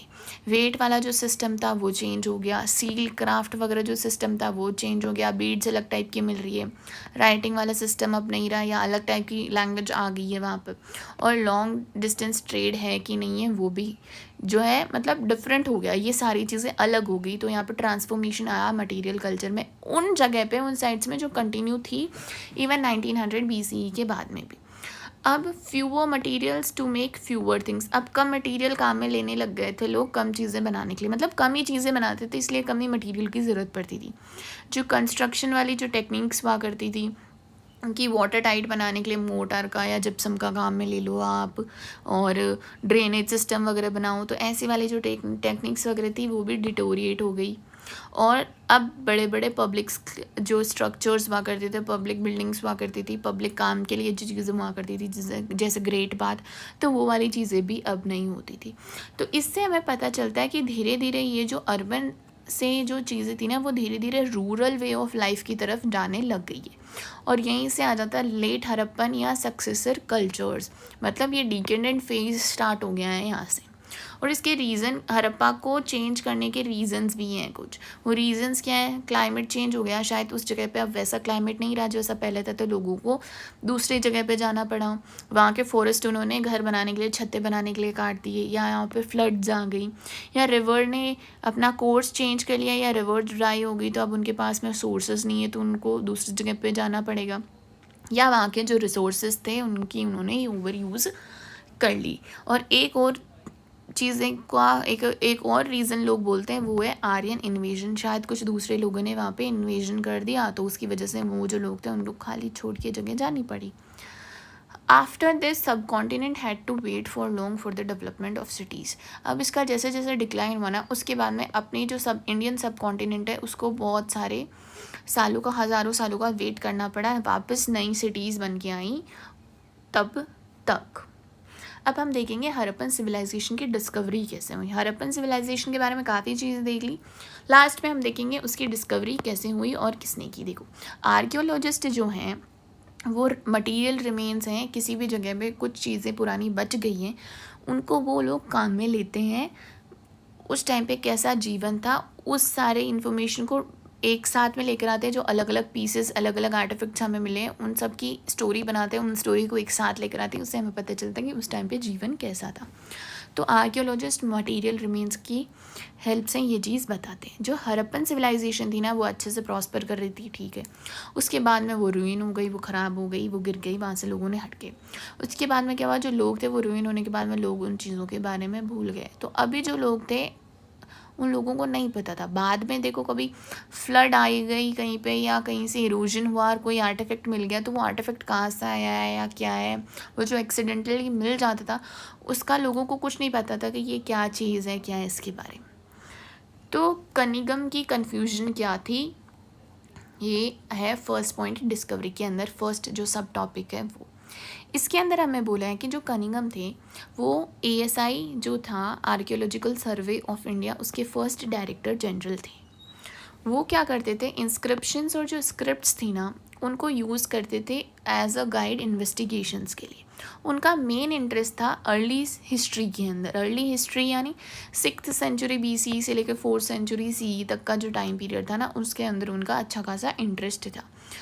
और ये जो इंटरेस्ट था ना स्पेशली जो ये 4th सेंचुरी के आसपास वाला जो टाइम है इस वाले टाइम पीरियड में इनका ज़्यादा इंटरेस्ट था। तो ये इंटरेस्ट में क्या होती थी, ये चाइनीज़ पिलग्रिम्स थे, मतलब चाइना से कुछ बुद्धिस्ट पिलग्रिम्स आए थे, मतलब कुछ बुद्धिस्ट मॉन्क्स आए थे, इंडिया में ट्रैवल किया था, उन्होंने कुछ बुक्स वगैरह करने, अपने अकाउंट्स वगैरह लिखे थे, तो उन्होंने बहुत सारी चीज़ें लिखी थी। उनके थ्रू वो मतलब बताते थे कि कहाँ पे क्या है, कहाँ पे क्या चीज़ें हो सकती है, उसके थ्रू वो थोड़ी बहुत इन्वेस्टिगेशन करते थे, थोड़ा बहुत इंटरप्रेट करने की कोशिश किया करते थे। वो अलग अलग टाइप के इंस्क्रिप्शंस वगैरह जो होते थे उनको कलेक्ट करते थे, फिर उनको डॉक्यूमेंट करते थे, उनका ट्रांसलेशन करते थे। और जो इम्पोर्टेंट आर्टिफैक्ट होते थे उन्हें लगता था कि शायद ये कल्चरली इंपॉर्टेंट आर्टिफैक्ट है, कल्चर में शायद इसकी इंपॉर्टेंस है अच्छी खासी, तो उनको कलेक्ट भी करते थे। बट अगर उनको हड़प्पा की कोई चीज़ मिल भी गई है तो उनको हड़प्पा के बारे में पता नहीं था, तो उन्होंने हड़प्पा की जैसी साइट्स का कहीं पे भी कोई मेंशन नहीं किया है। क्यों? क्योंकि वो जो चीज़ है वो उनकी इन्वेस्टिगेशन में फिट बैठ ही नहीं रही ना। मतलब चाइनीज़ पिलग्रिम्स हैं, उन चाइनीज़ पिलग्रिम्स के पास में तो उस उतने पुराने वाला टाइम का तो कोई अकाउंट था नहीं ना उनके पास, उसमें तो 4th सेंचुरी से ही के आसपास का जो अकाउंट था वो था। तो इन्हें रियलाइज़ ही नहीं किया कि हड़प्पा जितना पुराना टाइम भी इंडिया के अंदर रहा हुआ है, उतनी पुरानी सभ्यताएं भी इंडिया के अंदर है। फिर एक इंग्लिशमैन थे, उन्होंने मतलब एक अंग्रेज़ी सोल्जर या अंग्रेज़ी आदमी था कोई, उसने हड़प्पन सील थी वो दी थी इन कनिंगम को, लेकिन इनको कुछ पता नहीं चला, ये इनका जो काम था उसमें फिट बैठ ही नहीं रही थी, इसलिए इन्होंने कहीं पे भी अर्ली हिस्ट्री में उसको कहीं पे भी डाल दिया। क्यों? क्योंकि ये जो कनिंगम थे ना, इनके अकॉर्डिंग इंडिया की जो फर्स्ट सिटीज़ है ना वो गंगा वैली के अंदर ही बनी हुई है। ये जो फर्टाइल प्लेन है यूपी बिहार वाला, इसके आसपास ही है इंडिया की फर्स्ट सिटीज़। जो है इनको नहीं पता था कि इससे पहले 6000 BCE में भी इंडिया का सिविलाइजेशन था, इसलिए उन्होंने हड़प्पा का सिग्निफिकेंस था उसको मिस कर दिया। उसके बाद का प्रोसेस ये आता है, उसका सेकंड सब टॉपिक है अ न्यू ओल्ड सिविलाइजेशन। जो दयाराम साहनी थे, ये एक एक्सकेवेटर थे, आर्कियोलॉजिस्ट थे, इन्होंने डिस्कवर करी थी हड़प्पा के अंदर कुछ सील्स। और ये जो सील्स थी ना, ये जो अर्ली हिस्ट्री, देखो एक मैं चीज़ बताती हूँ, किसी भी जगह पर लोग रह रहे हैं ना तो क्या हुआ, उन्होंने कुछ सेटलमेंट्स वगैरह बनाए। पहले गड्ढा था, वहाँ पर वो रहने के लिए उन्होंने कुछ उसके अंदर मिट्टी वगैरह डाली, उसको लेवल किया, फिर उन्होंने घर बनाए, फिर उनका वेस्ट हुआ, वो चीज़ें ऐसे ही रह गई। उसके बाद में वो कहीं और चले गए, वो ऐसे ही रह गई, मिट्टी वगैरह उसके ऊपर जमती रही, अब उसके ऊपर इतनी बन गई, फिर कोई दूसरे लोग आए, वो रहे यहाँ पर, फिर वो लोग चले गए वापस, वो ढक गई मिट्टी और से, फिर किसी और ने बना लिया। तो ऐसे एक बड़ा सा माउंड बन जाता है उस जगह पे जहाँ पर लोगों ने पहले रहे होंगे। और जब इसको हम लोग खोदते हैं ना, तो जैसे इसको हम लोगों ने खोदी तो यहाँ तक की जो लेयर है वो एक पीरियड की होगी, इसके बाद की एक पीरियड की होगी, तो ऐसे। तो जो दयाराम साहनी थे ना, उनको जो हड़प्पन सील मिली थी ना, वो एक ऐसी लेयर पे मिली थी जो कि अर्ली हिस्ट्री जो थी उससे भी पुरानी लेयर की वो चीज़ थी। दूसरा पॉइंट ये कि जो राखलदास बनर्जी है ना, उनको भी ऐसी सिमिलर सील मिली थी मोहनजोदारो से। देखो, दयाराम साहनी को हड़प्पा से मिली थी, इनको मोहनजोदारो से मिली थी। तो इससे एक चीज़ का पता चलता है कि ये जो दोनों शहर हैं, ये जो दोनों साइट्स हैं ना, ये सेम आर्कियोलॉजिकल कल्चर की है। थर्ड आते हैं जॉन मार्शल, ये नए ASI के नए डायरेक्टर जनरल थे, 1924 के अंदर बने थे। इन्होंने अनाउंस करी थी इंडस वैली सिविलाइजेशन की डिस्कवरी को। SN रॉय एक लेखक है, उन्होंने ऐसे कहा कि जो जॉन मार्शल है ना, उन्होंने इंडिया को उतना पुराना मतलब he left India older than he found, मतलब जब वो आए थे तब इंडिया उतना पुराना नहीं था जितना पुराना वो छोड़ के गए। मतलब उनके अकॉर्डिंग ऐसा नहीं था ना कि इंडिया में 6000 साल पुरानी सभ्यताएं भी थी, अब इंडिया का कल्चर है वो 6000 साल पुराना और हो गया। तो ऐसी एक उन्होंने बात कही थी। तो जॉन मार्शल है ना, एक प्रोफेशनल आर्कियोलॉजिस्ट थे, तो इन्होंने थोड़ा प्रोफेशनलिज्म लाने की कोशिश करी थी अपने आर्कियोलॉजी वाली चीज़ें हैं। इनके पास में आर्कियोलॉजी से रिलेटेड एक्सपीरियंस था ग्रीस और क्रेटिव नाम की जो जगह है वहाँ का। इन्होंने पैटर्न्स को डिस्कवर किया था, और ये क्या करते थे, उन पैटर्न्स को एवरीडे लाइफ में जो लोगों की दैनिक दिनचर्या कैसी हो सकती थी, ये उन पैटर्न्स के ऊपर ज़्यादा देखने की कोशिश किया करते थे। और एक और चीज़ हमें पता चलती है, मतलब जैसे हड़प्पन सिविलाइजेशन की जैसे सील्स इन लोगों को मिल रही थी ना, वैसी सील्स हमें मेसोपोटामिया के अंदर भी मिली है। तो हमें पता चला कि जो नई सिविलाइजेशन है अपनी IVC इंडस वैली सिविलाइजेशन, वो मेसोपोटामिया वाली जो सिविलाइजेशन है ना, उसकी कंटेम्प्रेरी रही हुई है, उसके साथ साथ में रही हुई है, उसके आपस में ट्रेड वाले सिस्टम थे। तो अब इश्यू ये था कि जो ये जॉन मार्शल थे ना, उन्होंने जो स्ट्रैटिग्राफी थी ना साइट की, उसको इग्नोर कर दिया, यानी जो ये लेयरिंग वाला जो सिस्टम मैंने बताया था उसको इग्नोर कर दिया। इस माउंट में जितनी भी जगह चीज़ें जहाँ जहाँ पे भी मिली ना, उनको सबने एक साथ ही क्लब करके रख दिया। इन्होंने ये ध्यान नहीं दिया कि ये चीज़ पहले की है कि बाद की है कि कब की है। तो इससे हमारी काफ़ी सारी जो वैल्यूएबल इन्फॉर्मेशन है ना कि ये किस टाइम की हुआ कर सकती थी, वो लॉस्ट हो गई है। कुछ नई टेक्निक्स और नए क्वेश्चंस आए हैं। अब वो क्या थी, मोर्टिमर व्हीलर, REM व्हीलर नाम के एक नए डायरेक्टर जनरल बने अपने ASI के 1944 में। ये जो स्ट्रेटिग्राफी की जो प्रॉब्लम थी ना, अब इन्होंने इसको रेक्टिफाई कर दिया था। इनको ये नेसेसरी हो गया था, इनको समझ में आ गया था कि it is necessary to follow the stratigraphy of the mould, और साथ ही साथ में इन्होंने स्ट्रेटिग्राफी वाली चीज़ तो करी, साथ ही साथ में ये क्या थे, ब्रिगेडियर थे आर्मी के अंदर, तो उन्होंने मिलिट्री प्रिसीजन वाली जो चीज़ है ना उसको आर्कियोलॉजी के अंदर भी लेकर आए, मतलब वो उतने डिसिप्लिन से अब काम किया करते थे। हड़प्पन सिविलाइजेशन है ना, उसका प्रेजेंट जो कंट्रीज़ की बाउंड्री है, इंडिया, पाकिस्तान की, बांग्लादेश की, ईरान, अमेरिका वगैरह की जो बाउंड्री है, उससे पुरानी जो सिविलाइजेशन है उसका कोई भी कनेक्शन नहीं है। इसीलिए पार्टीशन के बाद में जो हड़प्पन सिविलाइजेशन के ज़्यादातर साइट्स थी ना वो पाकिस्तान वाली साइड में चली गई। तो इंडिया में भी ऐसी साइट्स हैं कि नहीं है, इसके लिए फिर क्या हुआ, बहुत बड़ी खोज शुरू हो गई। तो ये जो एक्सटेंसिव सर्च हुई इंडिया के अंदर हड़प्पन सिविलाइजेशन की खोज के लिए, वो कच्छ, पंजाब, हरियाणा, राजस्थान, यूपी, इन सारे इलाकों में हुई थी। तो इन सारे इलाकों में हमें कुछ नई लोकेशंस भी मिली है हड़प्पन सिविलाइजेशन की, जैसे कि कालीबंगा, लोथल, राखीगढ़ी, धोलावीरा तो वन ऑफ द लेटेस्ट के अंदर है। आर्कियोलॉजिस्ट है ना, वो कल्चरल सीक्वेंस को ऑब्टेन करने की कोशिश करते हैं कि क्या सीक्वेंस रहा होगा कल्चर का, कौन सा पहले आया, कौन सा बाद में आया। और कुछ आर्कियोलॉजिस्ट ये कोशिश करते हैं कि ये जो लोकेशन है इस जगह की, ये वाली लोकेशन क्यों है, दूसरी कोई लोकेशन क्यों नहीं है, तो वो इस चीज़ का लॉजिक जानने की कोशिश करते हैं। और कुछ कोशिश करते हैं कि ये जो आर्टिफैक्ट्स हमें मिले ना, इनके फंक्शंस क्या हैं। ग्रोइंग इंटरनेशनल, ये कुछ आर्कियोलॉजिस्ट के जो समस्याएं, क्वेश्चंस थे ना, ये नए क्वेश्चंस हैं जो टॉपिक में क्वेश्चंस की बात करी गई है ना, वो क्वेश्चंस। ग्रोइंग इंटरनेशनल इंटरेस्ट, अब क्या हुआ, धीरे धीरे इंडिया की ये पुरानी सिविलाइजेशन है उसमें इंटरनेशनल इंटरेस्ट भी आया, तो उसकी वजह से अब क्या हुआ, अब जो इसमें जो भी खोज वगैरह होती है ना वो मॉडर्न साइंटिफिक तरीके से होती है। अब हम देखेंगे कि क्या क्या प्रॉब्लम आई पास्ट को साथ में रखने के लिए, एक टुगेदर पास्ट को पीस करने के लिए, टुगेदर पास्ट की स्टोरी बनाने के लिए, सारे पीसेस को एक साथ रख के पास्ट कैसा था उसकी स्टोरी में क्या क्या प्रॉब्लम्स है वो देखेंगे। देखो, स्क्रिप्ट डेसिफर नहीं हुई है तो सिर्फ मटेरियल एविडेंस से हम लोग डेली लाइफ को रिकन्स्ट्रक्ट कर रहे हैं। अब क्या हुआ, मटेरियल एविडेंसेस ऑर्गेनिक भी हो सकते हैं और बाकी भी हो सकते हैं। जो ऑर्गेनिक है जैसे क्लोथ, लेदर, वुड वगैरह, वो तो डिकम्पोज हो गए तो अपने पास में है। अब pottery, tools, ornament, stones, burned clay और मेटल वगैरह, इसी से हम लोगों को बनानी है, पीस टुगेदर करना है वो जो पास्ट है अपना उसको।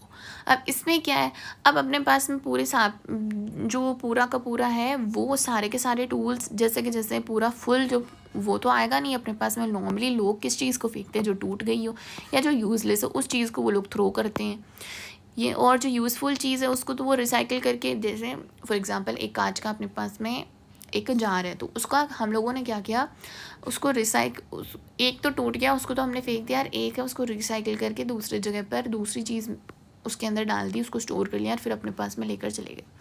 तो ऐसे ही क्या है, या तो जो हमें चीज़ें मिलती हैं या तो यूज़लेस या टूटी हुई चीज़ें होती हैं, या जो यूज़फुल चीज़ें उनको लोगों ने रिसाइकिल कर लिया होता है, लोगों को मिल गई है और लोगों ने रिसाइकिल कर लिया। या कई बार क्या होता है, कुछ आर्टिफैक्ट्स मिलते हैं लोग बताते नहीं हैं, खुद के पास में ही रख लेते हैं उनको। तो आर्टिफैक्ट कहीं से मिलना वो प्योरली एक लक वाली बात हो गई है। तो ये इसका था कि प्रॉब्लम्स क्या हैं, तो प्रॉब्लम्स ये हैं। अब सबसे पहले आती है क्लासीफाइंग द फाइंड्स, जो हम लोगों ने चीज़ें आर्टिफैक्ट्स मिले हैं उनको क्लासीफाई करना ज़रूरी है। देखो, सबसे पहले आर्टिफैक्ट्स हम लोगों ने बाय लक हमें मिल गए, अपन ने उनको रिकवर किया, अब उनको हम क्लासीफाई करेंगे, ये चीज़ पास्ट को साथ में लाने के लिए, पास्ट कैसा था उस चीज़ को बताने के लिए। क्लासीफाई करने का हम तरीका देखते हैं, एक तो मटेरियल कैसा है उसका, स्टोन से मिली है, क्ले, मेटल, बोन या आइवरी, या उसका हम देखते हैं कि फंक्शन क्या है, वो कोई टूल है, कोई इंस्ट्रूमेंट है, कोई ज्वेलरी है, या उसका कोई रिचुअल में काम में आता है, ये सारी चीज़ें हम देखते हैं। और फंक्शन को हम लोग देखते हैं प्रेजेंट डे, जो उस टाइप के जो आइटम्स हैं ना उनका आज क्या फंक्शन है। लाइक हमें वहाँ पर बीड्स की कोई माला मिली तो आज उस माला की हम क्या काम में लेंगे, उसके अकॉर्डिंग हम बताने की कोशिश करते हैं फंक्शन क्या होगा, या किस कंटेक्स्ट के अंदर हमें वो आर्टिफैक्ट मिला है उससे हम पता चलने की कोशिश करते हैं। लाइक ग्रेव में मिला है, ड्रेन में मिला है कि क्लीन में मिला है, मतलब वो कहाँ पे मिला है, किस कॉन्टेक्स्ट के अंदर मिला है, उससे हम पता करने की कोशिश करते हैं। या हम लोग इनडायरेक्टली पता करने की, जो इनडायरेक्ट एविडेंसेस है उनसे पता करने की कोशिश करते हैं कि क्या है। जैसे वो कपड़े, अब ऑब्वियसली कपड़े ऑर्गेनिक रिमेन्स है, वो शायद नहीं होंगे, वो डिके हो गए होंगे, रहे होंगे तो थोड़ा बहुत कहीं पे बच गया होगा छोटा सा पीस वगैरह ऐसा। तो कपड़े कैसे पहनते हैं उसका पता करने के लिए हम लोग वहाँ के स्कल्पचर्स को देख रहे हैं कि स्कल्पचर्स में कपड़े कैसे पहनाए हुए हैं। तो इनडायरेक्ट एविडेंसेस की भी हम लोग हेल्प लेते हैं, और साथ ही साथ में एक रेफरेंस का फ्रेम बनाते हैं कि क्या रेफरेंस है इस चीज़ का, जैसे बाकी जो सिविलाइजेशन है आसपास की उनमें ये चीज़ किस काम में ली जा रही थी, ऐसे ही रेफरेंस बनाते हैं और फिर हम देखते हैं। अब इंटरप्रिटेशन के अंदर क्या है, मेन प्रॉब्लम आती है रिलीजियस प्रैक्टिस को, रिलीजियस प्रैक्टिसेस जो हैं उनको इंटरप्रेट करने के अंदर। देखो नॉर्मली साइंटिस्ट क्या, जो आर्कियोलॉजिस्ट है वो ऐसे बोल देते हैं कि जो अनयूजुअल या अनफेमिलियर आइटम्स हैं ना, जो अलग टाइप के दिख रहे हैं या हमें पता नहीं है किस टाइप के, तो शायद वो रिलीजियस सिग्निफिकेंस होगा उनका, रिलीजियस किसी एक्टिविटी के लिए काम में ली जाती होगी, जैसे मदर गॉडेस होगी। क्या है, अपने हरप्पन सिविलाइजेशन में बहुत सारे टेराकोटा वुमेन फिगरिन्स मिले थे, यानी टेराकोटा से बनी हुई महिलाओं की बहुत सारी मूर्तियाँ मिली थी, जिनमें बहुत सारी अच्छी ज्वेलरी थी, उन पे सर पे ताज वगैरह वाली चीज़ें थी। तो लोगों ने कहना शुरू कर दिया, ऐसे इंटरप्रेट किया कि वो शायद मदर गॉडेस थी जिनको लोग पूजा करते थे। एक हमें प्रीस्ट किंग मिले जिसकी हमने बात की, एक स्टोन स्टैचू है जिसमें आदमी एक हाथ को नी के ऊपर रख के बैठा है, तो उसका हमने ऐसे सोचा है कि शायद वो प्रीस्ट किंग रहा होगा। और कहीं से फायर अल्टार्स या ग्रेट बाथ मिले, तो हम कहते हैं फायर अल्टार्स हमें मिले हैं कालीबंगा और लोथल से, और ग्रेट बाथ मोहनजोदाड़ो से जो मिला है, तो हम लोग कहते हैं शायद ये भी रिलीजियस काम के लिए लिए जाते होंगे। फायर अल्टार जैसे यज्ञ वगैरह होते हैं उनके लिए काम में लिए जाते होंगे। तो ऐसे ही हम लोग बनाते हैं। और एक और चीज़ है जिसको हम लोग रिकन्स्ट्रक्ट करते हैं रिलीजियस बिलीफ्स को, वो हम लोग इस हेल्प से करते हैं कि जो सील्स हैं, जो सील्स मिली है उनके ऊपर जो ड्राइंग्स है ना, उनमें क्या क्या ड्राइंग्स है रिलीजियस वाले, क्या साइंस डिपिक्ट करे गए हैं, रिलीजियस रिचुअल साइंस क्या है, सीन्स वगैरह क्या है, उससे हम लोग एग्जामिन करते हैं। जैसे कि सील्स के अंदर हमें कई बार प्लांट मोटिव मिलता है, तो उससे हम लोग ये सोचते हैं कि शायद वहाँ पर नेचर की वर्शिप की जाती होगी, जैसे सन मून पेड़ पौधे उनकी वर्शिप करी जाती होगी। कुछ एनिमल्स मिले हैं, जैसे एक वन हॉर्न एनिमल मिला है जिसको शायद यूनिकॉर्न था, वो एक माइथिकल क्रिएचर हो गया, शायद उसकी बहुत इंपॉर्टेंस रही होगी उस टाइम पे, वो शायद रिलीजियस प्रैक्टिसेस का कुछ हिस्सा होगा। एक हम बोलते हैं प्रोटो शिवा का एक सील मिली है, वहाँ पर एक योगी पोजिशन के अंदर, क्रॉस लेग्ड पोजिशन के अंदर एक योगी बैठा है, और वो योगी क्या है, उसके चारों तरफ ऐसे एनिमल्स हैं, यहाँ पर वो योगी बैठा है और इसके नीचे भी कुछ एनिमल्स हैं ऐसे। तो ये एक ऐसी सील मिली है, तो हम लोग इससे सोचते हैं कि शायद ये शिवा होंगे, क्योंकि शिवा को पशुपतिनाथ भी बोलते हैं हम लोग। तो हम ऐसे रिकन्स्ट्रक्ट करने की कोशिश करते हैं, बट हमें एग्जैक्टली कुछ नहीं पता। लाइक ऋग्वेदा के अंदर जो रुद्रा थे, जो भगवान शिव का पहला जो नाम था, उसको पशुपति से बिल्कुल भी कनेक्ट नहीं किया जाता, मतलब उसमें पशुपति से रिलेटेड कोई चीज़ लिखी भी नहीं है, तो हो सकता है ये वो नहीं हो। ऐसे ही रिकन्स्ट्रक्शन में हम बहुत सारे अजम्पशंस को लेके चलते हैं, मतलब अजम्पशंस कैसे लेकर चलते हैं, देखो later traditions provide parallels to the earlier ones. अभी क्या ट्रेडिशन चल रही है, वो शायद उसमें कुछ कुछ चीज़ें ऐसी सिमिलर है जो पहले चल रही होगी, तो हम लोग वैसे अजम्पशंस लेके चलते हैं। यानी जो आर्कियोलॉजिस्ट है ना, वो नॉन वाली जो चीज़ ना उससे अननोन की तरफ जाते हैं और फिर पता करने की कोशिश करते हैं। So please write your feedbacks, कोई क्वेश्चन है तो वो कमेंट्स में लिखना, I try to answer them. Thank you.